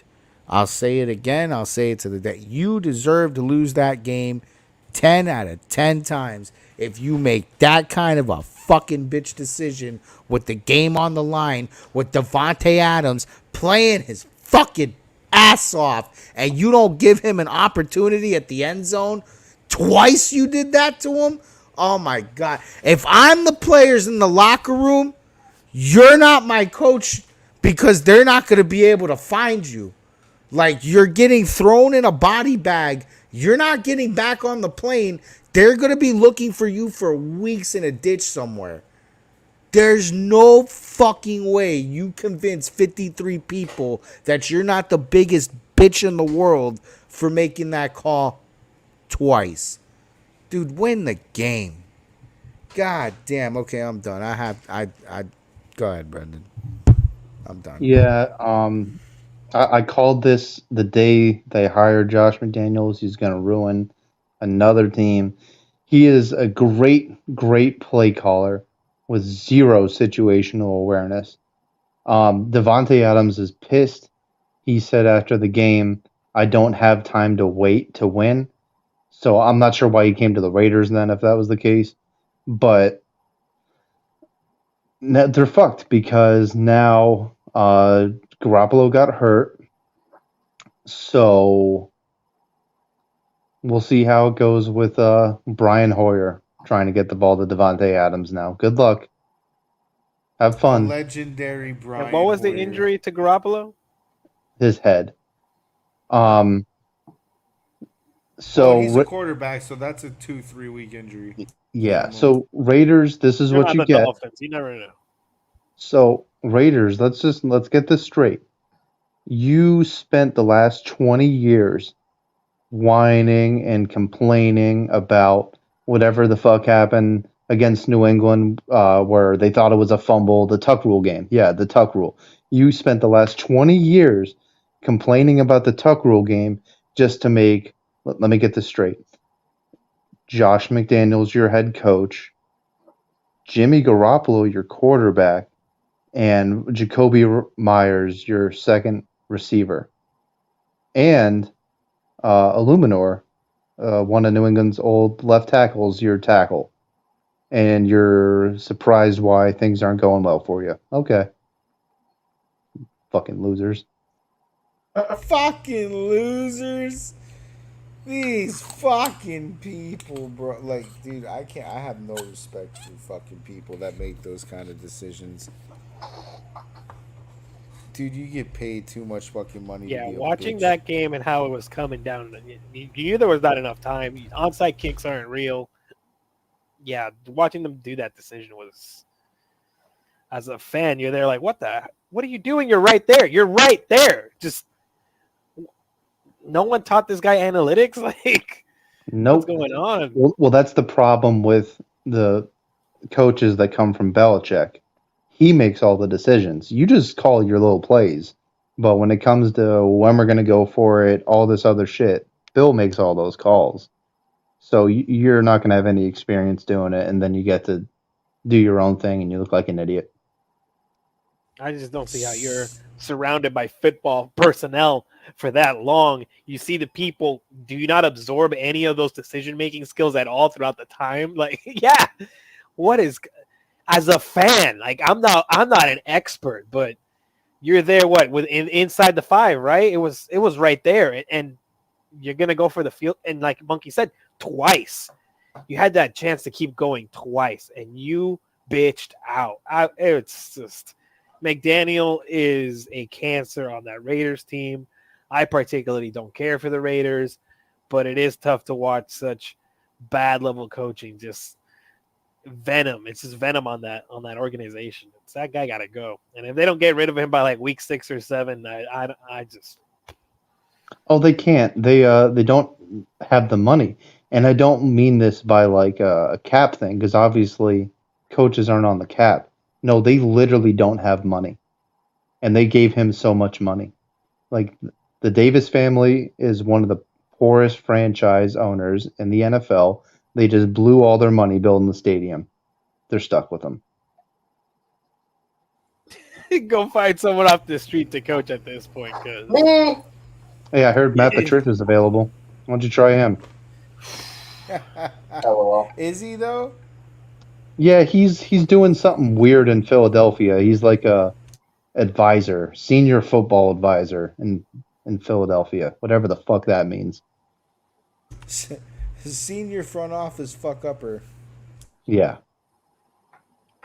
Hey, if they pay me big money, I'll do it. Next game. All right. Hold on. Holding. Next game. the Eagles. Eagles 25 and Bucks 11. Get exposed. Eagles get the best of the Bucks in a complete turnover fest. Swift is a weapon. Fantasy player of the game is A.J. Brown, 22.1 points, 9 receptions, under 31 yards. The game was ugly. Both sides of the ball. I mean, the Eagles turn it around in the second half and fucking right the order of the way this should have went to begin with. But those two picks he threw were fucking gross. Although I don't think one of them wasn't that the one that just like bounced and landed in another guy's hands. Yeah, that was funny. And the other bad one was really funny too because like it was like okay weather, it was like kind of drizzling, and then the Bucks get the ball and it just immediately starts like Florida style downpouring immediately when the Bucks get the ball, and he just throws a gross ass interception. They colluded with the weather. Said, all right, listen. Once Baker Mayfield hand touched the ball, just hurricane. Torrential downpour. But the thing is, though, it's about like the Eagles is they're confusing people because like when they watch them, they don't do anything crazy. It's not super flashy. Like the thing is with the Eagles is they do like basic things, but they do them so fucking well. You can't stop it. Dude, they ran out the clock with 7 minutes left in the game. Yeah. That was And Tampa didn't even get the ball back. didn't even get the Like ball. when you can run the ball like that, nothing else matters. And a lot of people are down on him for that because they're not airing it the fuck out. Jalen Hurts' stats aren't that good because they don't have to air it out. Like I don't care what anyone says about this. Oh, it's the new National Football League and you have to throw the ball 500 yards, blah blah blah, all the shit. No, if you have a great defense and you can run the absolute shit out of the ball, you're gonna win most games. Period. And if you're getting turnovers. Listen. The Eagles need to tighten that up. The whole turnover thing. But other than that, they still look respectable. Respectable team. They'll win that division. Yeah. Although they just played the Bucks. You know? Oh, what are you gonna say? What are you gonna say after what the Cowboys did? Yeah, they got a chance. The fuck. It's true. All right. Let's go to. So this game ended up being better than I thought it was gonna be. Rams 16 and Bengals 19. Joey Burr playing hurt, and the Bengals find their first win looking absolutely amazing, totally dapper in those white uniforms that they wear. Fantasy player of the game was Jamar Chase, 26.1 points, 12 receptions, 141 yards. Hey, PJ. Joe Mixon, 19 yards, 19 carries, 65 yards, and a touchdown. How many points? I think that was 19 points, 20 points.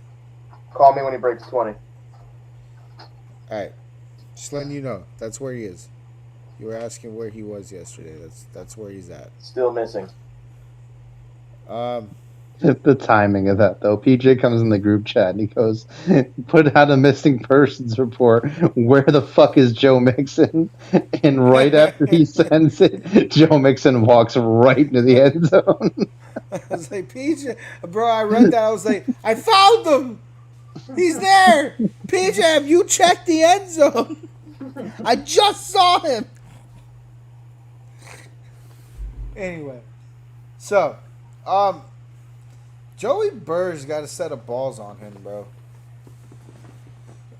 Because I think that calf thing is bothering him a little bit more than he wants to tell people. Oh, There's only so much 1,000%.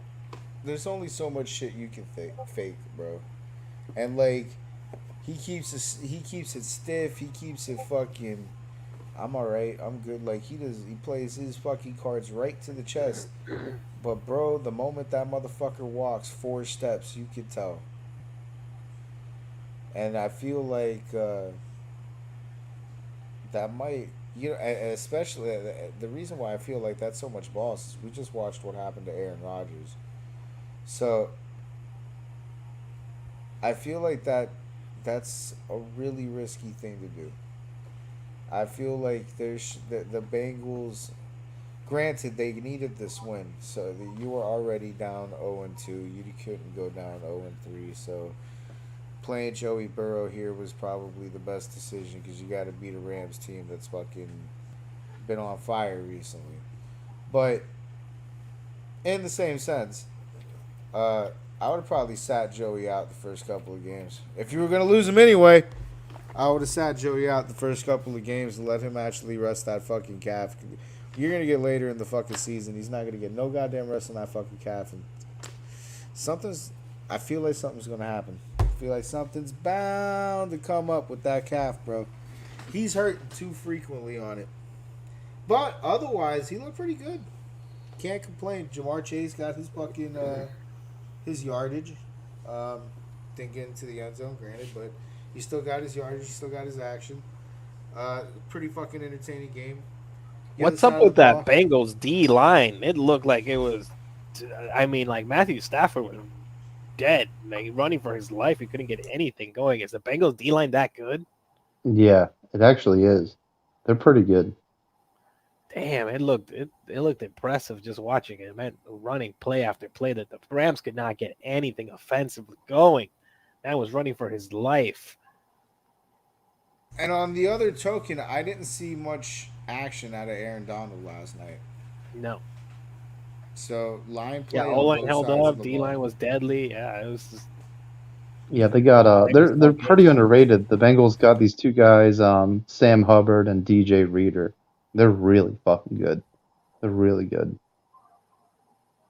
Games are won in the trenches, and that was really, this game really proved it because I mean, to keep Aaron Donald out of the backfield, that's not an easy task. That's a whole mission in and of itself. So, yeah, but this game was fucking solid, dude. Really, really liked the way this one turned out. Highly competitive. I think Rams are suffering a little bit from injuries. I think Puka Nacua came into this a little bit banged up. I love Puka Nacua. We'll get into that later, but oh my god, I love him. Yeah, dude. Mm-hmm. Yeah, dude. He's fucking. Yeah, there's a bright spot there. Oh, that's. And his surgeons comes at such a perfect time for the Rams. Because we call the Rams fucked. Cooper Kupp's not playing, bro. Like, all this shit that they've been doing, Cooper Kupp is not there. And this kid, Puka Nacua, we were like, who the fuck is this guy? And he's putting Cooper Kupp numbers up. Fantasy-wise, anyway. All right. What's next on there? I know that was the last game, so what's next on the doc? Oh, okay. Brendan's best bets. Oh, no injuries? Oh, yeah, Brendan. Got any injuries? Yeah, there's a couple that are really going to suck for a few teams. So starting in Carolina, their starting safety, Xavier Woods, is out. He gone. So they're out Horn and Woods. That defense is fucked without those two guys. Another big one, especially for this Thursday, is David Bakhtiari still not looking healthy.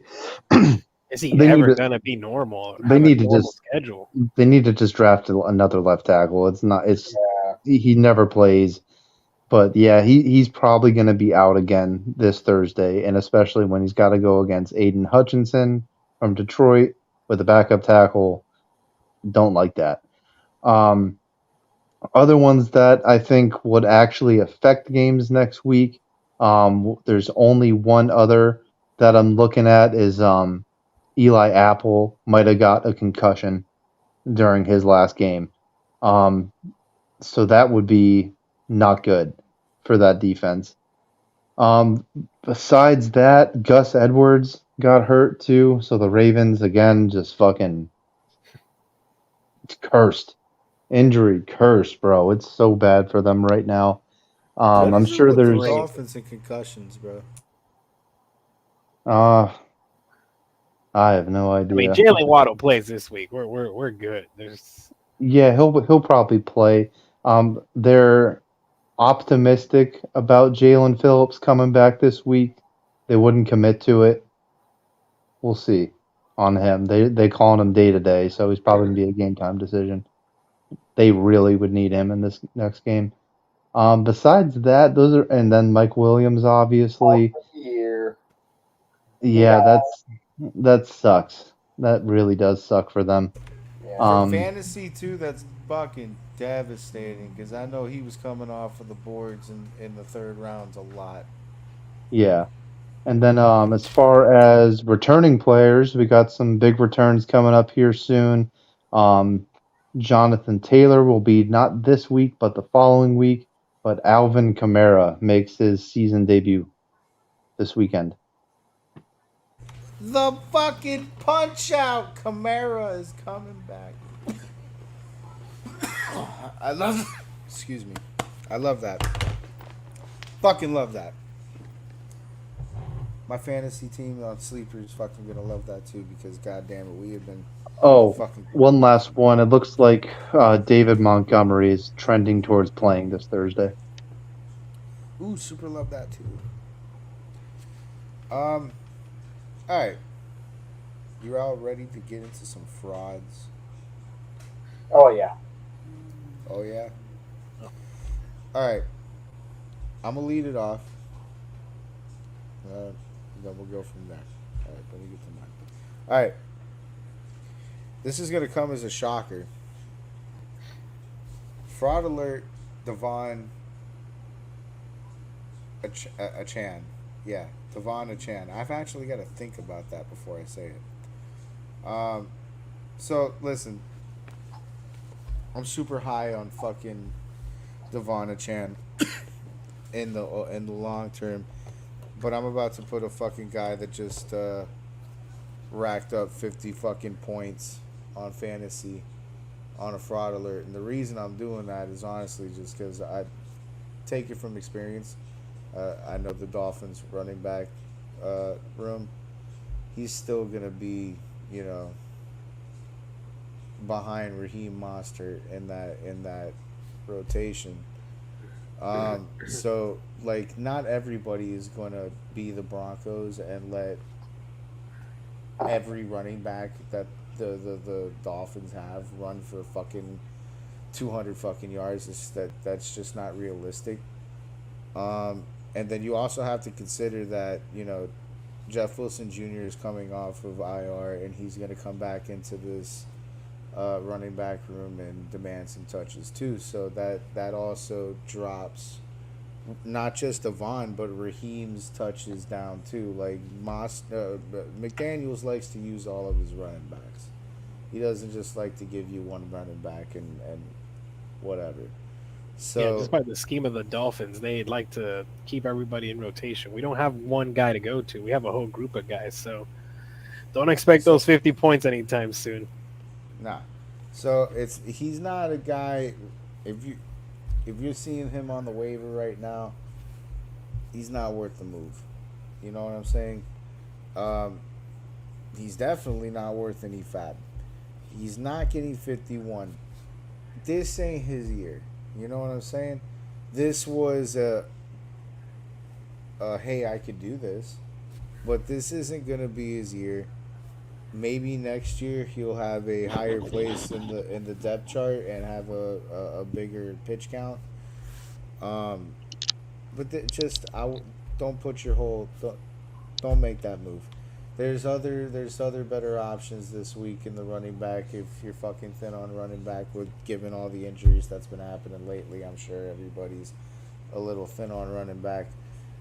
I wouldn't waste the spot on Devon, bro, because he's not gonna pull that off. All right, go ahead, PJ. You know me. You know I like to call whole teams frauds. This team got the W last week, but I'm not a firm believer in them anymore. They're too wishy-washy. I'm gonna put the Lions on fraud alert. Ooh. The Lions, Ooh. they're in a top 10 in a lot of on a lot of power rankings, and I don't see them winning the division this year. I see the Green Bay Packers taking that division. I think they're more consistent. The Lions just can't put strings together in wins. It happens year in, year out. Last year, they won 6 games towards the end of the season, and they still couldn't make it in.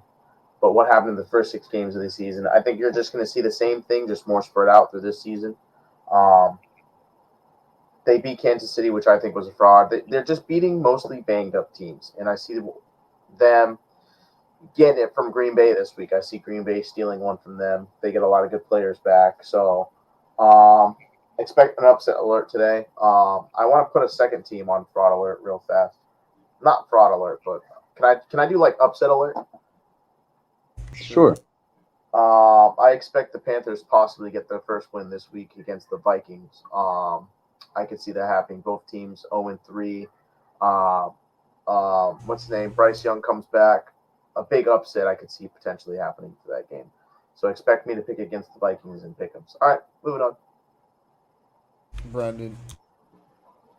I'm like PJ. I like putting whole ass teams on the fraud alert.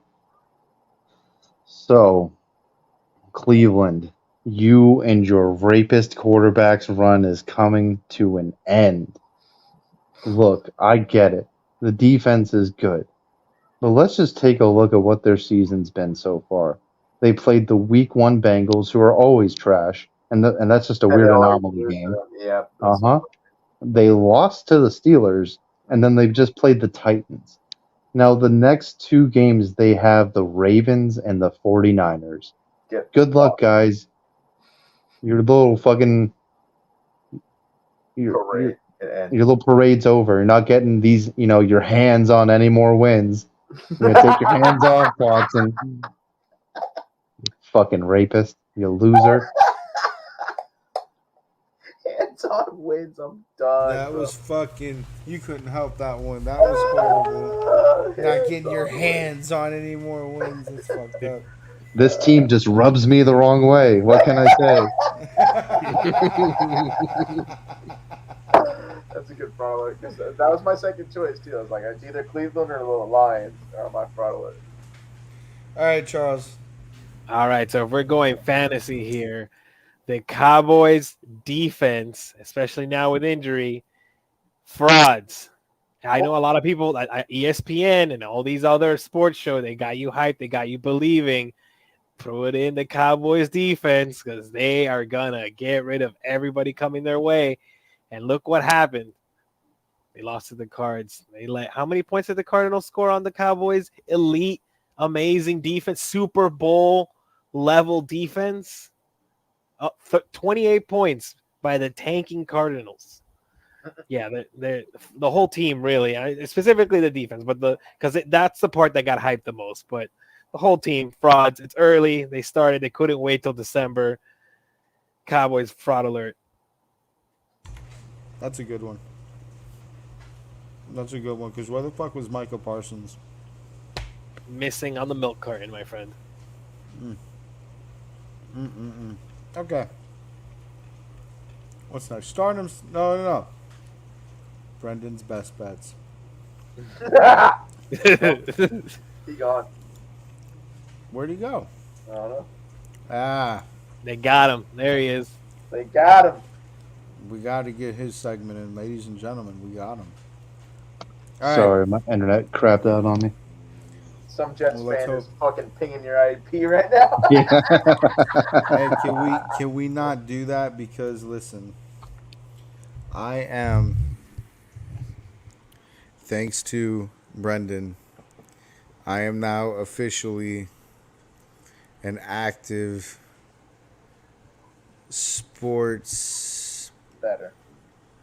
bettor. I gotta choose my words carefully on there. No, wear it with pride. Say it with your chest.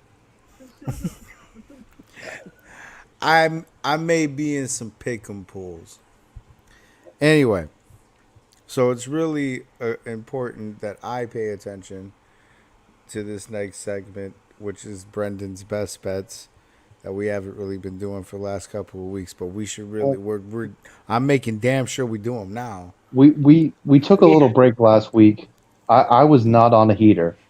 I started off the year pretty slow in both pick'ems and bets, but at least on the betting side of things, I'm on a fucking heater now, dude. I cleared house this weekend. So so it's kind of hard to go into props for Sunday games because frankly they're not even released yet. But let's take a look at our first money making opportunity of the week here with Thursday night football, and I'll break down what I think about all these props. And we'll start from the bottom and go up. Now, I just like Detroit in this game, period. I think Green Bay has been fraudulent in playing shitty teams. Now, Sam Laporta, spoiler alert, my sleeper for this week, but Sam Laporta is the only tight end in the history of the NFL to start his career off first 3 games, 5+ targets, 40+ yards in every single game. So I really like that prop. The Amon-Ra St. Brown prop does not need a lot of explanation. He's a beast. Having him going over 72.5 yards is a lock. Now, the toughest part of this bet is probably having Jordan Love pass 2 touchdowns. However, I really like it because Green Bay really hasn't been able to run the ball that well this year, and all their offense is coming from throwing. He's had at least 2 touchdowns every single game this year. Your $10 bet here this week is going to bring you home at least $120 in profit, depending on the sports book that you're in. But yeah, we're on a fucking heater. We're back. Ride with me this Thursday, and I'd like to show some proof of some of the bets that we are on a heater. I did send these to Monkey. Hopefully he has them. We were even close to. I had 2 different 8-leg parlays. One got fucked by Hold on, I'm looking for him. by Calvin Ridley being an idiot and being an anti-sports bettor and not getting 70 yards versus the Houston Texans. Now the other one was so close, guys. I had a parlay that was going to win me $1,700. $1,700, and I was only 10 receiving yards away from. We were so fucking close. But that just shows you. Well, those are my longer parlays. The ones that we're hitting on right now are so good. Like this is yeah. Okay. Perfect. Perfect. Yeah, bring up All right. any of them. So this was last night. Great fucking bet. Jalen Hurts anytime touchdown rushing. Cash it every single week. Mike Evans came through. It was clutch right in the end of the 4th quarter.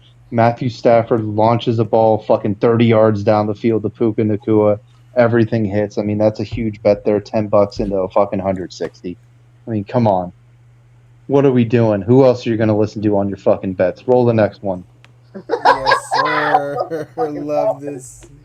He said, Look at this beautiful big ass parlay, bro. San Francisco money line, C-Mac anytime touchdown, C-Mac over 30 and a half receiving yards, Debo over 62 yards, Kittle hit his over on his 54.5. Christian McCaffrey, 40+ receiving yards. Only $10, bro. $10 is going to bring you in $200. Who the fuck else are you listening to right now? Don't listen to these fucking idiots on the internet. And then we'll wrap it up here.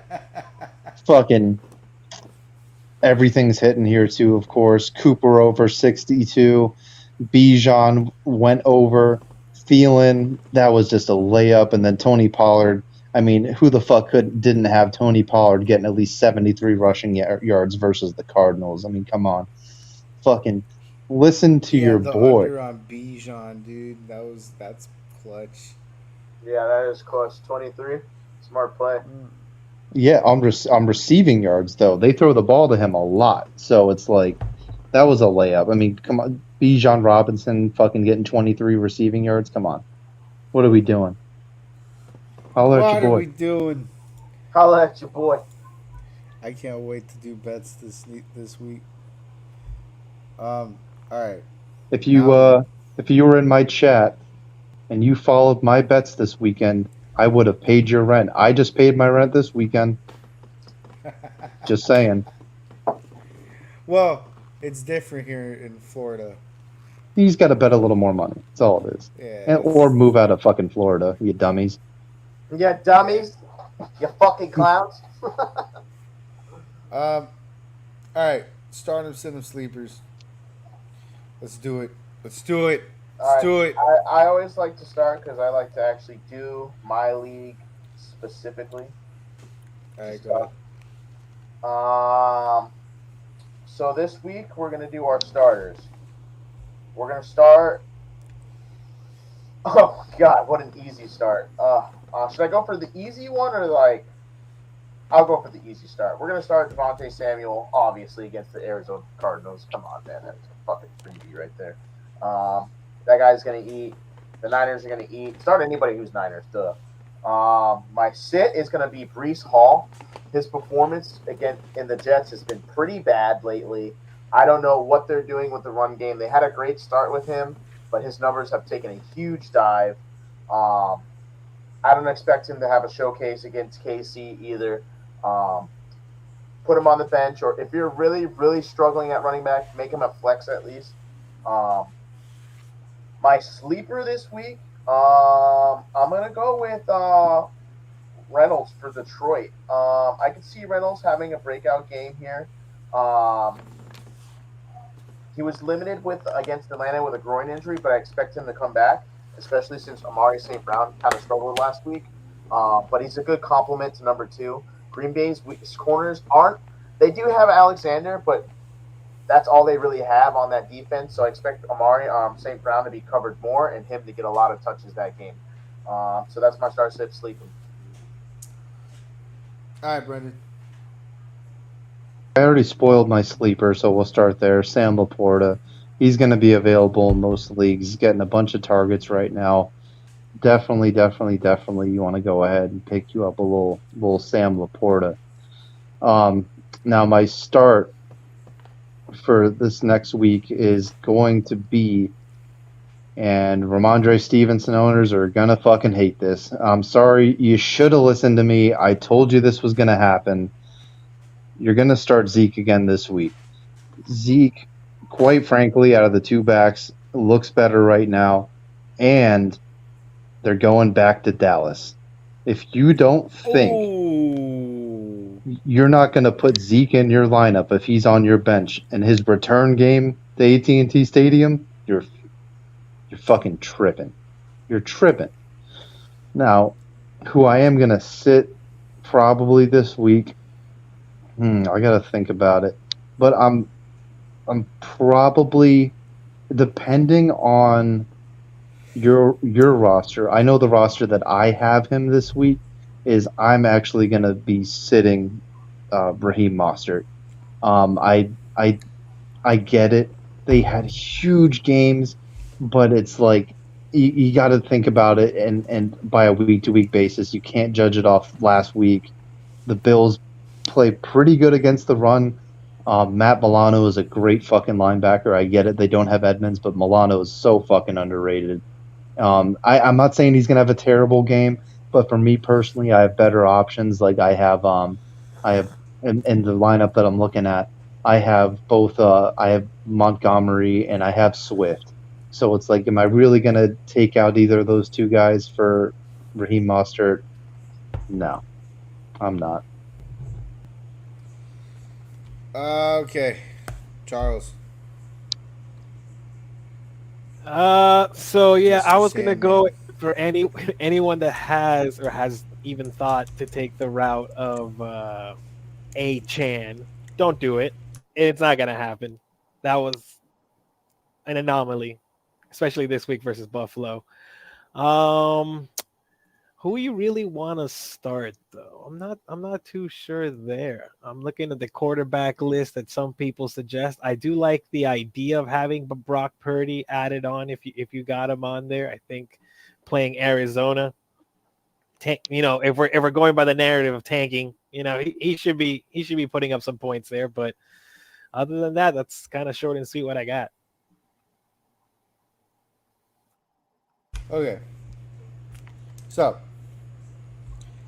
um, I'm starting James Cook versus the Dolphins. I'm so anti-Dolphins today. Um, Your subconscious is telling you something. It really is. listen, James Cook has been putting up pretty decent numbers in the last couple of weeks. I don't think that can be ignored. Uh, and what also can't be ignored is that he seems to have the RB1 position on lock in Buffalo. I don't think there's a contest. I don't think there's an RBC developing over there. I think they're pushing James Cook to be the workhorse. Um, the Bills have been leaning on him a lot, and he's averaging 6.1 yards. So there's really no reason to not lean on that. He's wrapped up 267 yards and 44 carries. Mind you, this team still is pass first, so his carries aren't going to be like extravagant. Um, the Dolphins aren't exactly known for their strengths against the run game. They're just not. So this looks like a decent matchup for Cook. The Bills want to establish the ground game early against the Dolphins, so that's going to spell good numbers for Cook, and they'll probably be able to do that. So yeah, if I got James Cook on the bench, I'm putting him up. Running back depth is really, really, really, really bad with the last few weeks, with the last couple of running backs that have gone down. So having James Cook on the bench is a really lucky thing. I'm sitting Garrett Wilson versus the Chiefs, which yeah, that shit really sucks for Garrett Wilson owners. He was looking like he was gonna be fucking, like a top 10 receiver in fantasy. But without AR8 over there, it's just been a giant production or a disappointment for his production. Like, I don't think against the Chiefs this is gonna improve. Now they have questions on, I mean, they're saying in the media one thing, but Joe Namath is over there fucking trashing them, and now they're making moves. So, I can't even say they know what the fuck their quarterback is going into this fucking game. And if they do, they're not happy about it. It just Either way, whatever they pick. so it sucks, but until this figures itself out, I wouldn't put my marbles on Garrett Wilson, dude. It's gonna be a waste of a receiving slot. There's so many better options to put in that slot. Sleeper. So it's not like, oh my god, wow, what a sleeper. I've never heard of this guy, but it is a guy that you wouldn't expect for me to be telling you to start right now. Jordan Love versus Detroit. So this is an interesting fantasy prospect, this Jordan Love guy. What he's been doing the last 3 weeks 7 touchdowns, 1 interception. Uh, he's been doing all that without Aaron Jones in the backfield, without Christian Watson, without David Bakhtiari. And he's gonna get at least 2 of those back this week. He's probably not gonna get Bakhtiari, but he's gonna get at least 2 of those guys back next week. And he was also without Jair Alexander on the other side of the ball. Jair will probably be back next week too. So if he was able to do all of that, these guys have been out, like I said earlier in the podcast, all fucking season. Like, these will be their first games. If he was able to do all that without him, it's going to be really interesting to see what he's going to do with them. And against the Lions, which we've already covered that their defense isn't all that great, that's going to be nice for Jordan Love, who's already playing pretty fucking good, to ease into, all right, now I got some fucking weapons. Now what is this going to look like? How much faster is this going to move? You know what I'm saying? So I'm going to start him.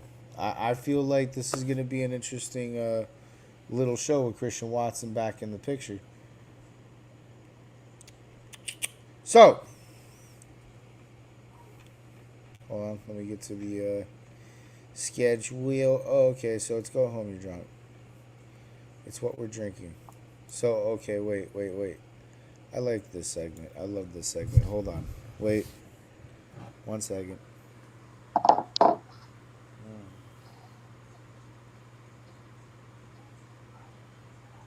Oh, God, yes. Oh, it's so good. Anyway, let's go home. You're drunk time. I got a good one.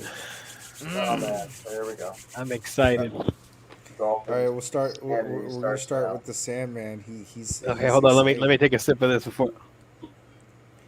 Dolphins and San Okay. All right. I got the drunkest pick of all time here, folks, for you tonight. So Trevor Siemian is gonna come out. Oh no! with this team, and he is gonna crush Taylor Swift's team and bring sadness to all these Swifties and raise the joy of these Jets fans. They're gonna come out of the pit of despair and enjoy their new QB god, Trevor Siemian, as the Jets. Oh my God! The internet muted him. Or is that I muted myself? The internet said that's enough. The internet literally said that's enough, dude, and muted him. That's hilarious. Oh man, did you actually mute yourself, or did you break your mic with all that bullshit? Oh man, we lost him. You're gone, Charles. You got too drunk. You got the There Oh my God! No, it couldn't. Oh my God! The pig was so drunk he crashed his computer. Dude, that was a first in UFA podcast history. We had a take so fucking crazy, it broke the person that said it. Oh my wow. Well, it's only downhill from here. We can't really beat that. Okay. Holy shit. Oh, he's back. It was too much. It couldn't do it. My internet said I'm out of here. Oh I've heard enough. There is no way. I say there is a way, folks. Trevor Siemian, keep that in mind. Gonna destroy the Chiefs. All right. Pull your microphone back a little bit. All right. That was... Whoa. That was awesome. Alcohol poisoning level. Yeah, Yes. that was... Wow. You're dead. like those Dolphins fans taking those shots. He's drinking the original Four Loko. Oh my God. Well, I guess I'll try to follow that. I don't think I'll do too well. I thought I had a pretty good one. Damn. So we got an interesting matchup coming up here this Sunday. We got the Raiders at the Chargers. Now, No. do you smell what I'm cooking? Because I'm thinking the San Diego, ex-San Diego Chargers are going 0-4. Unfucking Wait, no, the to the Chargers won. right. The Chargers beat the Vikings. Yeah, that would be Oh, 1-3. they're going 1-3. He's drunk. Give him a bit. I'm drunk. Give me a second, all right? The Raiders with no Jimmy Garoppolo. They're gonna do it. Dude, Brian Hoyer, baby. the legend of Brian Hoyer. Amazing. All right. I don't. PJ, do you have any? I can't. Yeah, I do. It's actually I a don't- target game of mine. I'm gonna die before I'm able to get any of my alcohol poisoning out. All right, go ahead. An undefeated team is losing this weekend, and it's not Oh the Chiefs. Lord. It's Oh not the no. Chiefs. It's not Oh the Dolphins.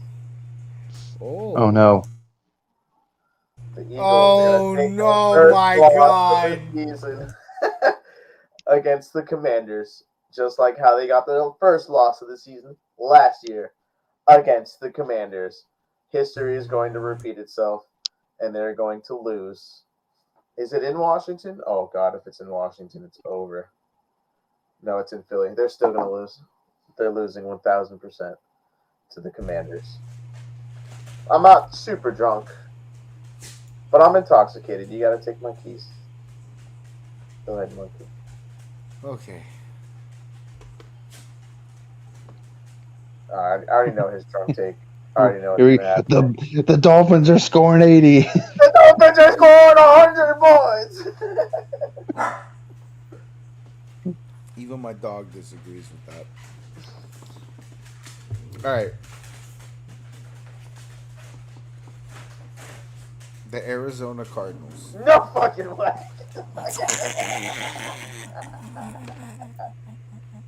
I skipped over that. I skipped over that game and I was like, nah. Arizona Cardinals are continue the upset train. They're gonna keep it rolling. They're gonna keep the upset train rolling. And find 3 points in waning seconds to stun San Francisco at home. I'll check back in when it's like 40-0.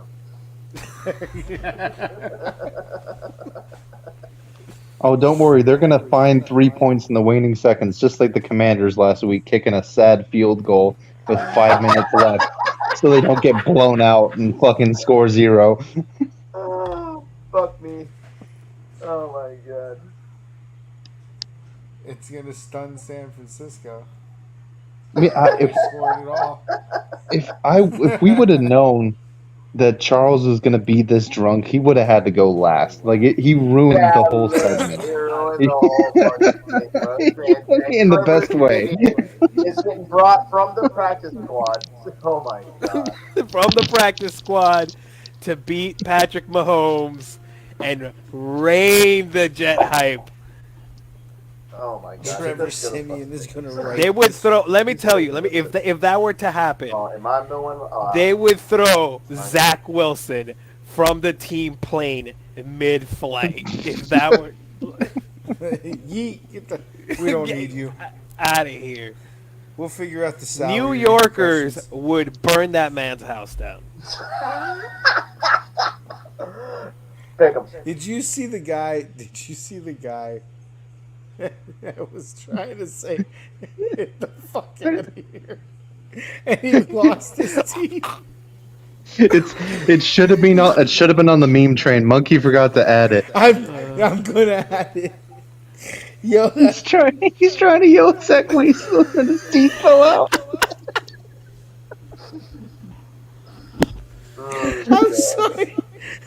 I'm sorry, but Jeff fans have it really fucking Dude, bad. there were some of the best crowd reactions in that game. Like, so they didn't get a first down for like 2 quarters, and and then they finally get a first down, And you hear the crowd like obnoxiously screaming and cheering, obviously ironically, like they don't give a fuck at this point. And then he's panned to this guy, and he does, like when you say whoop-de-doo and like whip your finger around the air, like that's exactly what this fucking guy did. He's like, whoop-de-fucking-doo, you got one first down, it's the fucking third quarter.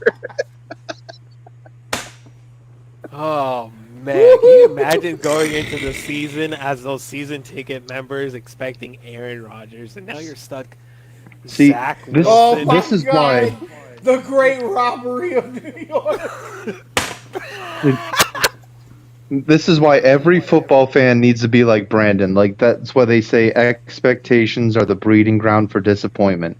The more you think your team's gonna do all this great shit, it just means the more it's gonna hurt.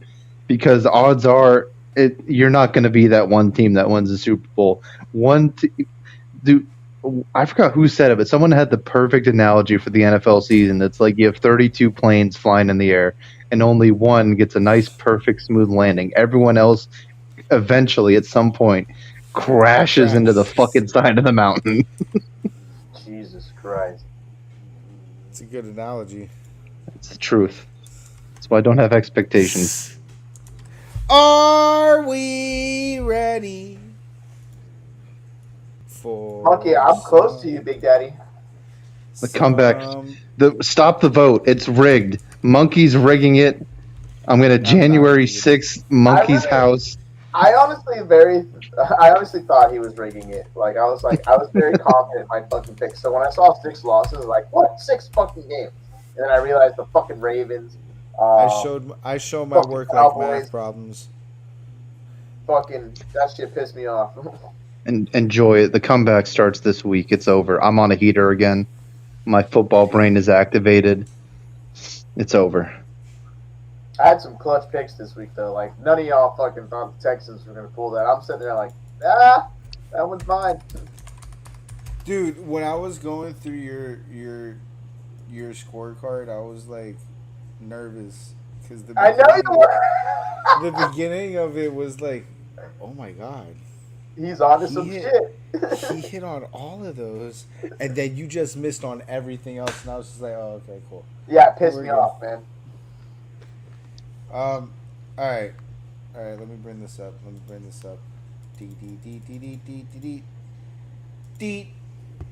Delete. There is some decent games. Oh, we got some good games. Weird timing though. I don't like the way they did the times this week. Me neither. I don't like the double Monday night games either. That shit's annoying. I think that's over this week. Yeah, it's over. Yeah, they're bringing back Manning. Thank God. Oh, get fucked. First game. Yep. I'm sick So, of that pick. before we get into this, I would like to let everybody know, because I think it is important information, that I'm in the lead By 3 games. by 3 games, 32-16. PJ's 29-19. Koozi's right after that at 28-20. Brandon's 27-21. And Pick'em God is 23-25. Now, Monkey, what do we learn from this? This is the perfect. Yes, that I suck at picks this year, but this is what happens, Monkey, when talking shit goes wrong. I'm just trying to be an example for you, so you can see what happens. Fucking lying, bro. Like, I'm telling you. There's karma energy out on this planet, man. I knew damn well the second I started calling myself the Pick'em God, I was going to lose this year. I was like, well, I'm just going to enjoy this. Holy shit, that was so fucking. I'm done. That was funny. Oh, fuck. Okay. All right, Alright. let's get into this. Are you ready, Monkey? You got your little notepad? Yeah, I got my notepad ready. All right. Good game tomorrow. Or no, Thursday. I forgot it's after midnight for you guys, so it's saying tomorrow. So, Lions at Packers. Tough pick. I'm taking the Packers at home. It's really hard to win in Lambeau Field. It's really fucking hard to win there. I'm gonna take the Lions. Same. I'm taking Shock the Lions world, on Jared this one. Goff. That's my quarterback. And Charles is taking the Lions. Okay. Taking the Lions. Hold up. Let me. All right. God. I'm not gonna pull up Kuzi and Brandon because I have to actually pull up Kuzi and Brandon, and I don't feel like doing all that. Yeah. I'll So who the fuck thought that anyone was gonna wake up early on a Sunday to watch Falcons Jaguars? Apparently, people in London. I think we'll be up early prepping for our game in our case, but they're Bro, just for hoping me, people maybe- Bro, that's an Yeah. 8:30 kickoff for me. You know what they've been advertising for Ooh. this fucking game, and it's fucking stupid. Fucking Toy Story. Yeah. Plus. Who gives a fuck? Yeah, who gives a fuck? Look, they're trying to reach all sorts of demographics. Little kids. They added Taylor Swift to go for the young girls. Like they're going for everybody this season. Yeah, and then they also got all the special needs kids watching the Jets. The editing team better be amazing to cover up all the fucking cuss words that you're gonna hear during all these games. All right, I'm gonna pick. I think the Jaguars, after getting embarrassed last week, are gonna shit all over the Falcons. Calvin Ridley revenge game. So, fun fact. Bet on it. Fun fact. When it comes to Europe, Jacksonville, I believe, is undefeated. They are. No, they're not. Oh, they're not. Oh, they lost last year, didn't they? They lost to us. Oh yeah. Ooh. Oh, London revenge game. No. Oh no! Every time the Jaguars play the Falcons in London, they lost. Oh no! I know, he's looking at it right now. He's looking at it. Oh no! Because oh my god, I really did. Nope, don't buy into it. Because, bro, because like I remember like a year or two ago we were talking about how the Jaguars are undefeated and Urban Meyer. And No, but Monkey. it's not the Jaguars. It's Urban Monkey. Meyer that's undefeated. No. You're forgetting the main rule.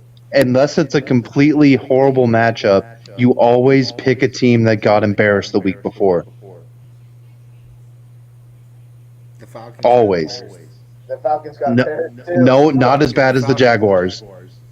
Well, that's because they played the Texans. That's an anomaly game. So this is a very tough game to pick right now. There's a lot of factors going into play. Yeah, there's so much factors that go into this right now.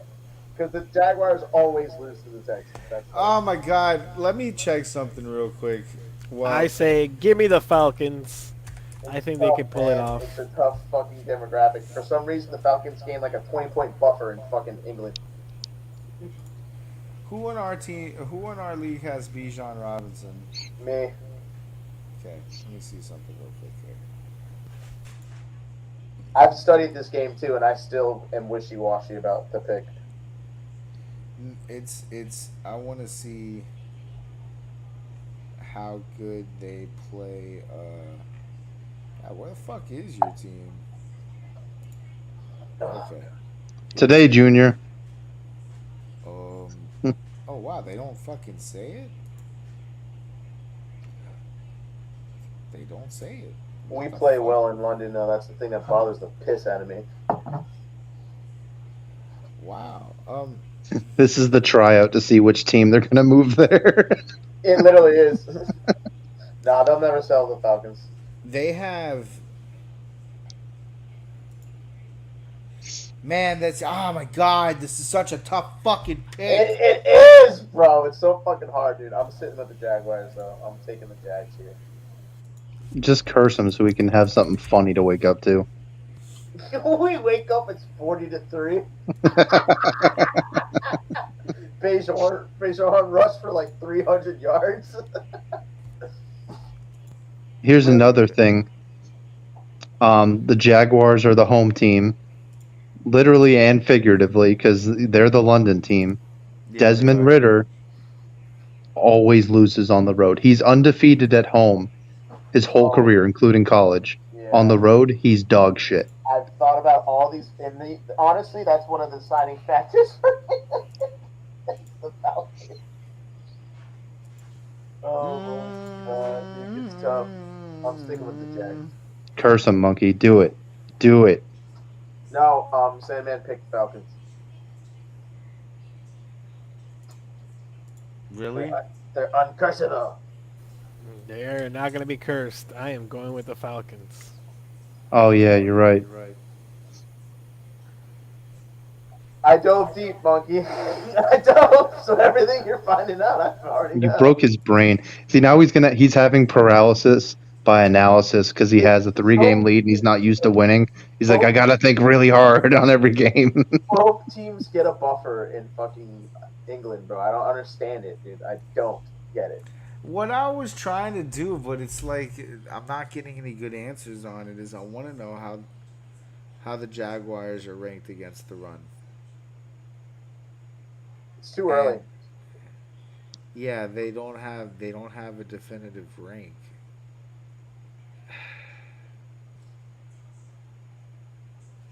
I'm gonna go with the Jaguars. Something tells me don't pick against Jacksonville in fucking Europe. This is literally the same game from last year.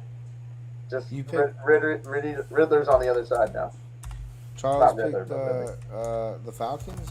Yeah. I am the lone warrior on the Falcons. And, Monkey, next time you want stats, please just ask me. Jacksonville is ranked 7th against the run this year. Oh, get fucked. Yeah, Jaguars, baby. Jaguars. Watch Ritter throw for 3 touchdowns. All right, Rams at Colts. Man, I don't think this is hard at all, bro. I don't believe in the Colts. They played a fucking injury bowl team. Fucking the Rams are so much better than them. Yeah, but the Rams are wishy-washy too. And that offensive line sucks. And the Colts actually have a decent front four. PJ, you're cursing the Rams. Stop it. No. No, it's the correct pick. It's the Colts at home. They're a lot better than what they used to, guys. The thing that frustrates me is that the Rams don't have a good offensive line. And that tends to be bad for a lot of teams. It tends to be bad for Matt Stafford. That's Exactly, man. The formula for failure. All right, well, I'm picking the Rams. Is Richardson back this week?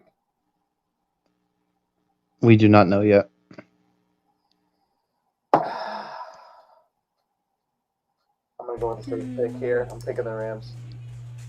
If Monkey picks the Rams, then me and him gonna go eye for eye on this one. You know, that's my logic on that. Ooh, okay. You want to be decided by the Dolphin game, I see. Oh, it's tough, man. That one's a tough one too. I get it. All right.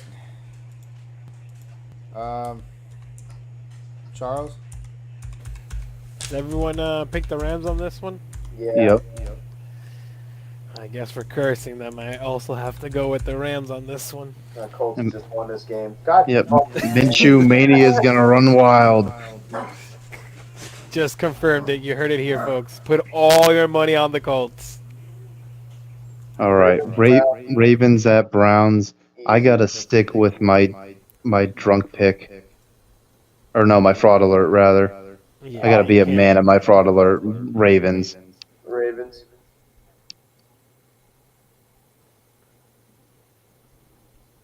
Who you got, Charles? My bad. I didn't know I was on mute. Ravens. I disrespected the Elves last week. I thought they couldn't do it. The Ravens are cursed, and they could lose 10 more guys this game. I'm going to go with the Elves.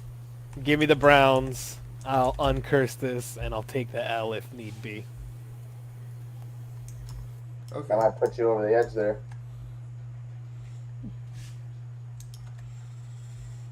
Oh God. I This fucking know. game. I'm sticking with it. I'm sticking with what I said earlier. My upset alert is going to be the Panthers get their dub here. Yeah. So like I want to see the Panthers win this one. And need you look, to, the but Vikings can't possibly be that bad. So like you want to pick the Vikings, but damn, this one. wait, what time is the game? Oh, the game's at 1. That's After everyone's already given up on the Vikings. yeah, this is exactly the type of game the Vikings. Every single game they have played has been almost 1 o'clock. The only one that was different was the Thursday night game. I don't care. The new nightmare. It is not the new nightmare anymore. Actually, fuck that. This is the craziest statistic right now. Kirk Cousins is on pace for 6,000 yards, 51 touchdowns, 11 interceptions, and an 0-17. You can't make this shit up. You can't make. You know what? I'm switching Vikings. I'm switching to the Vikings. Yeah, I'm gonna pick the Vikings. Oh, fuck. Oh, okay. Well, I gotta go with the Vikings. They're not that bad, right, guys? Muggy, Curse. They're not Panthers bad, no. Oh. Yeah, no, Minnesota. Speaking of curse games, Bengals Titans. No fucking way. Everyone's picking the Bengals. Bengals. I want to believe in Tannehill and Derrick Henry so bad. It doesn't make any sense to me for them to be as bad as they were last week. And Vrabel's a good coach, but the energy the Bengals have right now after that win, I can't take that away from them, and I think we will ultimately curse them this game too, and I will choose the Bengals. All right. This next game is kind of tough.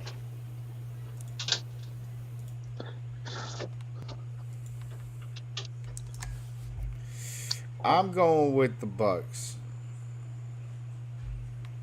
I don't know. Actually, no. Excuse me, no. I'm going with the Saints. It's at home. With Carr day to day. Your boy JMO going in. I'm sitting with the Bucks. Yeah, I'm with PJ. I love Jameis. Oh no, but it's the Jameis Winston revenge game against the Bucks. Oh fuck. Why they're gonna obliterate him? Yeah, you're so right. Fuck. That may fucking change my opinion on this. Yeah, give me the Saints, and the Saints are at home too. I'm riding with the Buckies here. Yeah, give me the Bucks. Go ahead, Charles.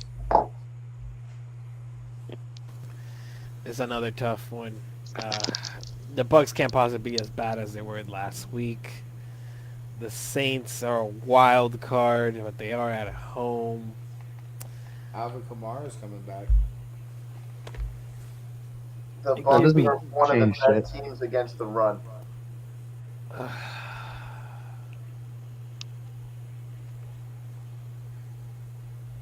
Give me the Saints. Thanks for not cursing it, though. I appreciate that. We got a lot of cursed games. We can't do it to all. Oh, man, this is tough, man. Oh, yeah. That's We one. go. Speaking of curse games, this game's definitely gonna be cursed. We're all picking the Bills, right?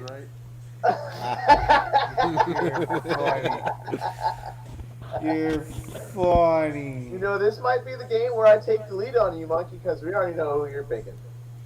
Yeah, I'm Let's go Buffalo. I'm going with history here, only because it's history. Buffalo. I don't think the Dolphins can win in New York. Okay. All right. Hey, do you guys remember when Monkey posted that video on Facebook saying "Let's go Buffalo" after they beat him earlier in the year last year? I still have that video. Fuck you. Oh my God, toilet bowl. Oh, I love that. Toilet fucking bowl. You know what? This is actually easy. The Bears are so bad.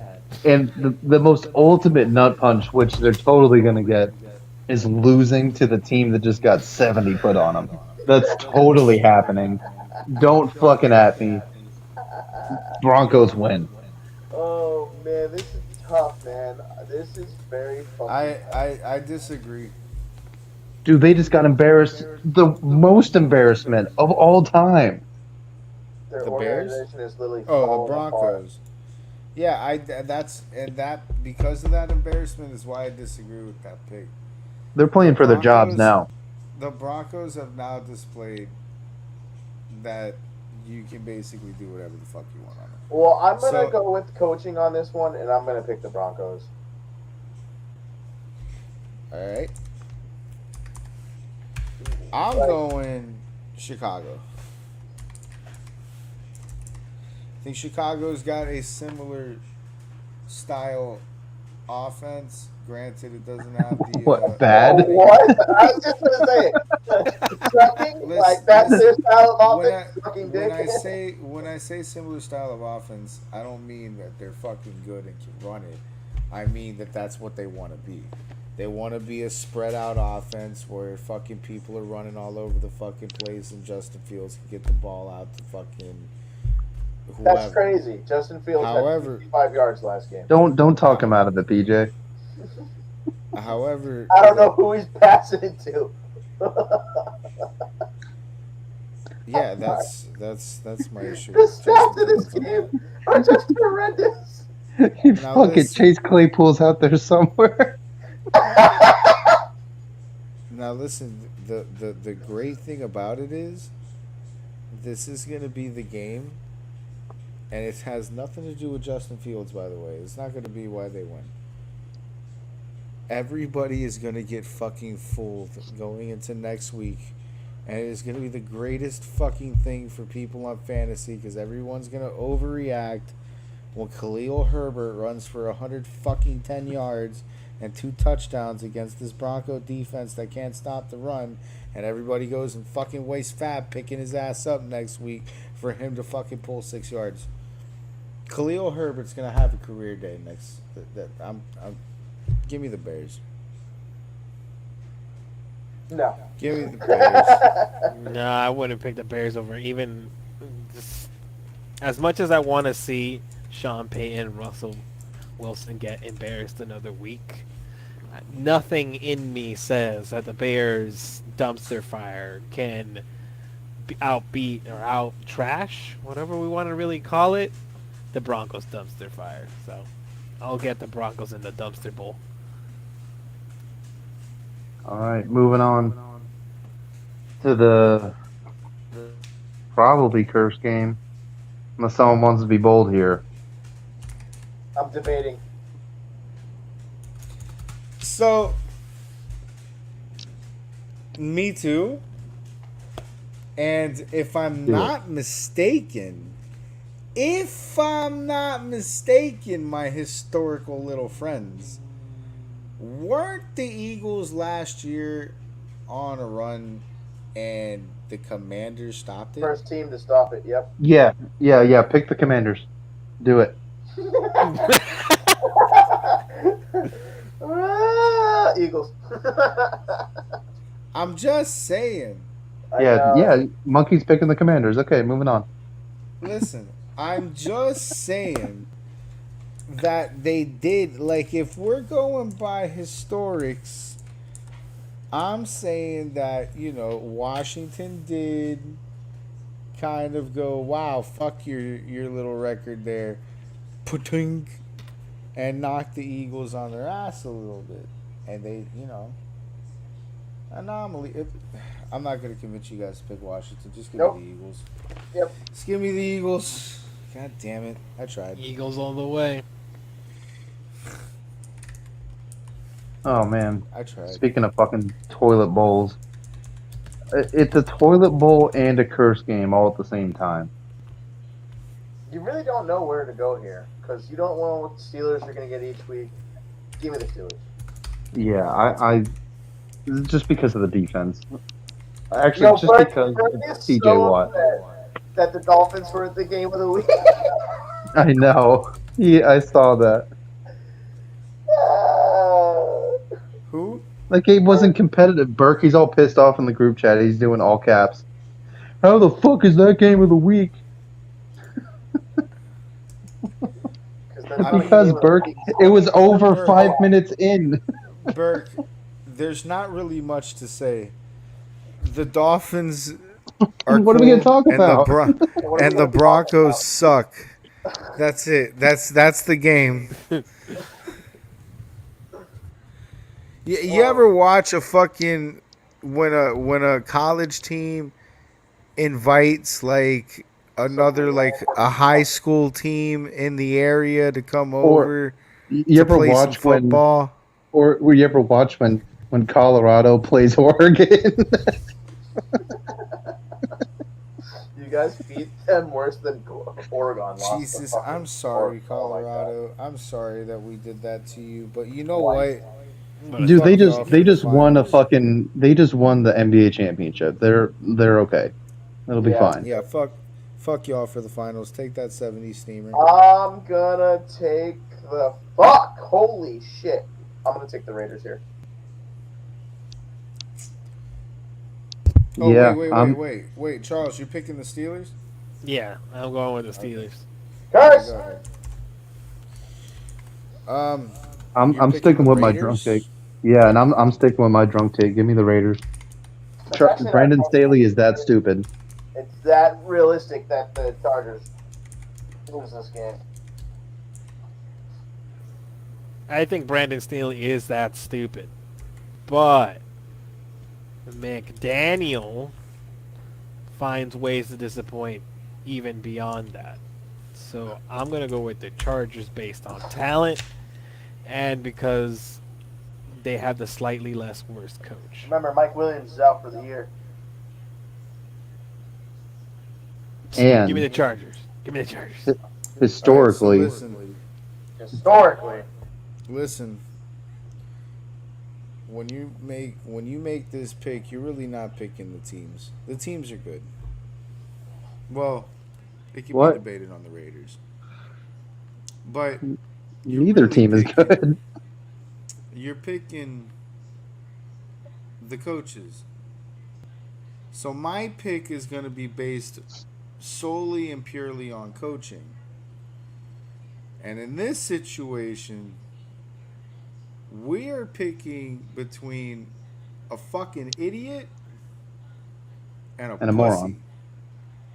moron. No. An idiot and a pussy. Well, and, a moron. Moron could be applicable to both here. But, one's fucking stupid, one's a fucking pussy. I'm going to take the idiot. Okay. The Chargers. I don't respect pussy behavior. Oh, Monkey's personally butthurt by this one. Next. Dude, I can't.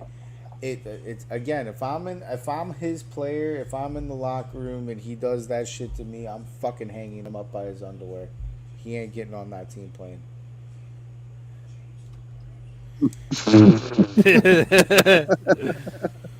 All right, guys, who's picking talk the about this. Cardinals? Niners. Yeah, come on. Everyone, curse it up. no. I All really right, want to be true to my drunk take, but I don't have the picks. that's no. I don't have the picks to be flirting with that. So, Niners it is. Now, even though I'm coming off a high of beating the Jets, there's no way. Cowboys beat New England. Cowboys. There's going to be a lot of cursing. Are you picking the Cowboys, Charles?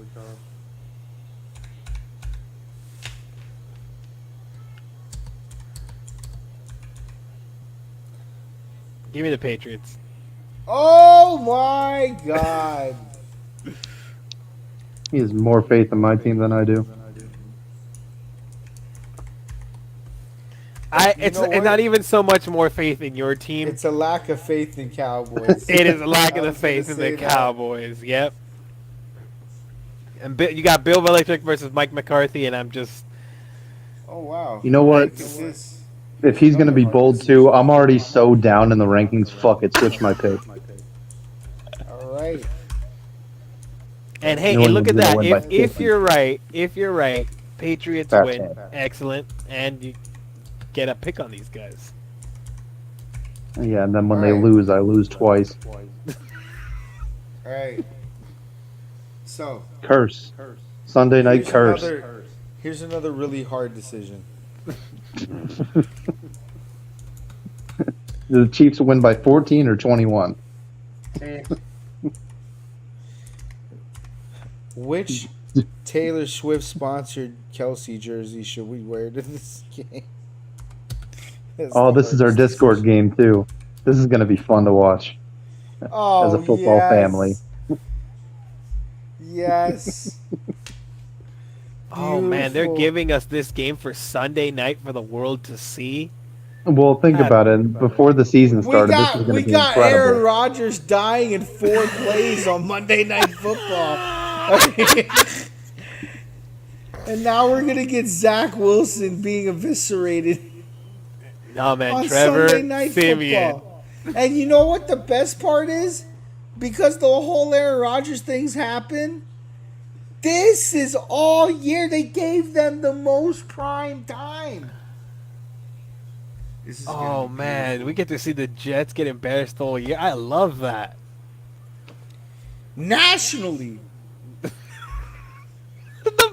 The pain doesn't stop. Good. All right, let's get to the man. next one.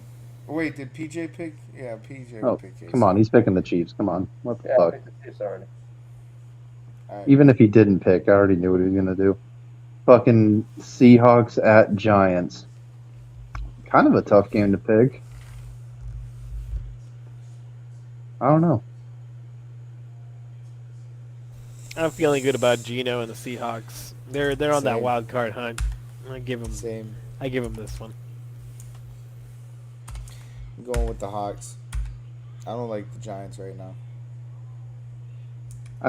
I don't either, but at the same time, it's like I have to play a strategy here where I go against the people who are leading in a bunch of games. It's a high risk strategy, but it's like I'm either going to torch my season and it's going to go up in flames, or I catch up a lot, and it's the only way I'm going to get caught up. So I'm going to take the Giants. Wow. DJ. Giants. Wow. Psych! Seahawks. Wow. Okay.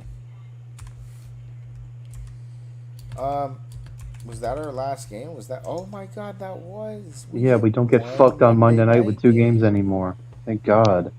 What the fuck? Let me save So this dumb. before it's killed. Okay. Then last but not least is the fantasy review. We're not doing the pick'em thing anymore because no one ever fucking likes. Y'all dip out anyway. So fuck the pick'em thing. We're just gonna go over fantasy real quick. I'm out. Dude, I got hosed this week. I got Yeah, so that's fucked. okay. I had such a great week, and I got. I was gonna got head out fucked. too, but I think I'll stick around for a little bit if we make this last little bit. Just know I'm Yeah, 2-1 in it's the gonna be league. Monkey, you're 1 and 2. You're garbage. Trash. My team was trash. Deshaun Watson's a fucking joke. Anyway, let me get to the scoreboard. Let's go over these fucking trash games, these trash can games.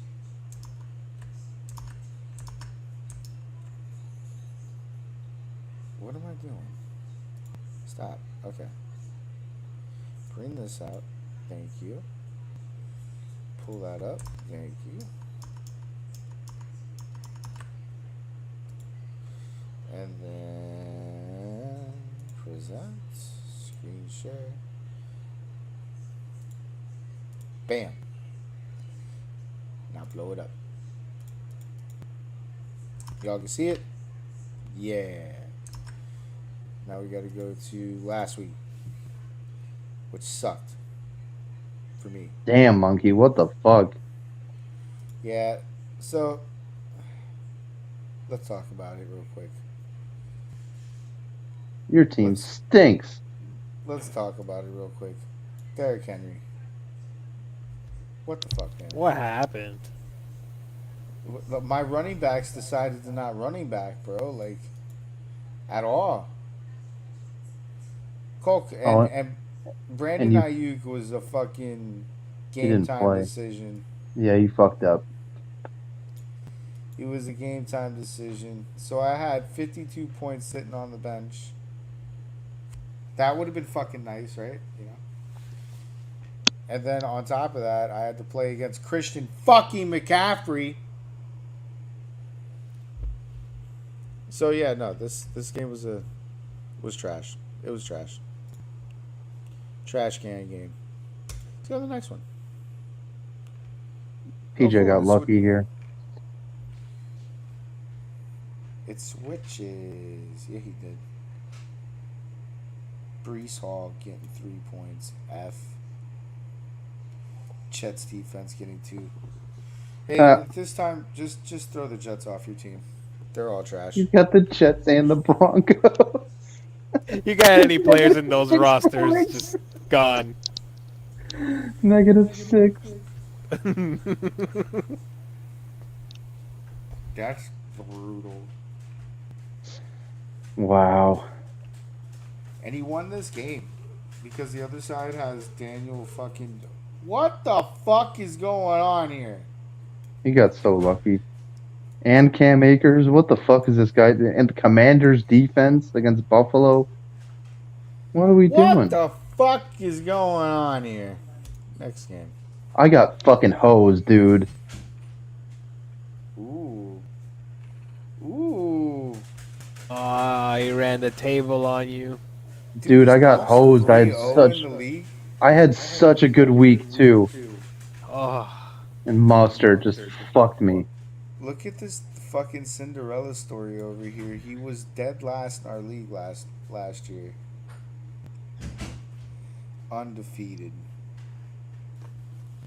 Oh yeah, Monster too. Woo!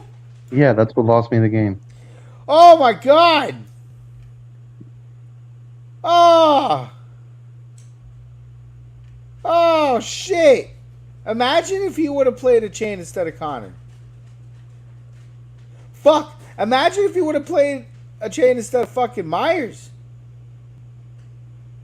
You would have gotten handed. That's insane. This is a moral victory for my team. Although we lost, I'm feeling confident. My players are starting to finally get it together.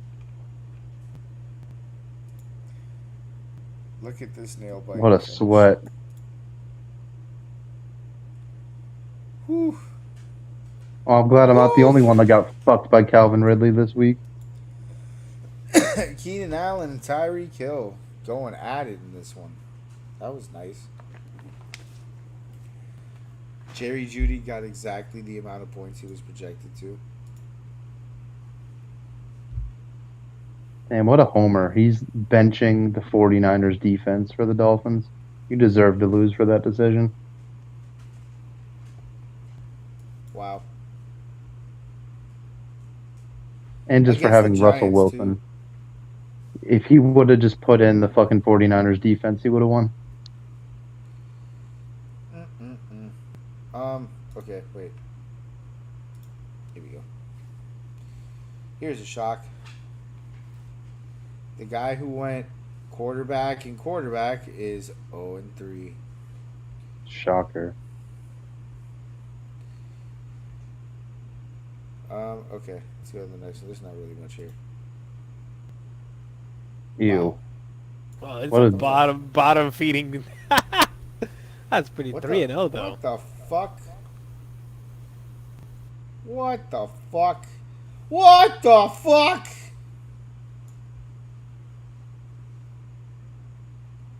Damn.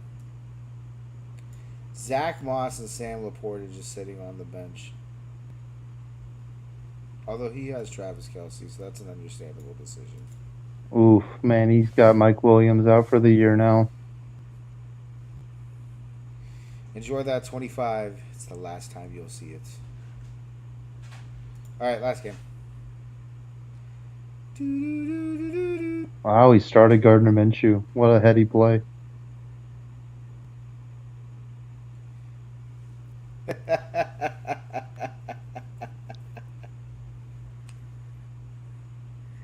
Well, okay.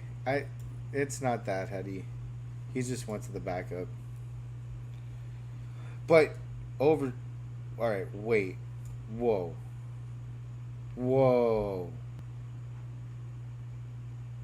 Brandon. Yeah, he drafted That's- both Richardson and Stroud. I remember that.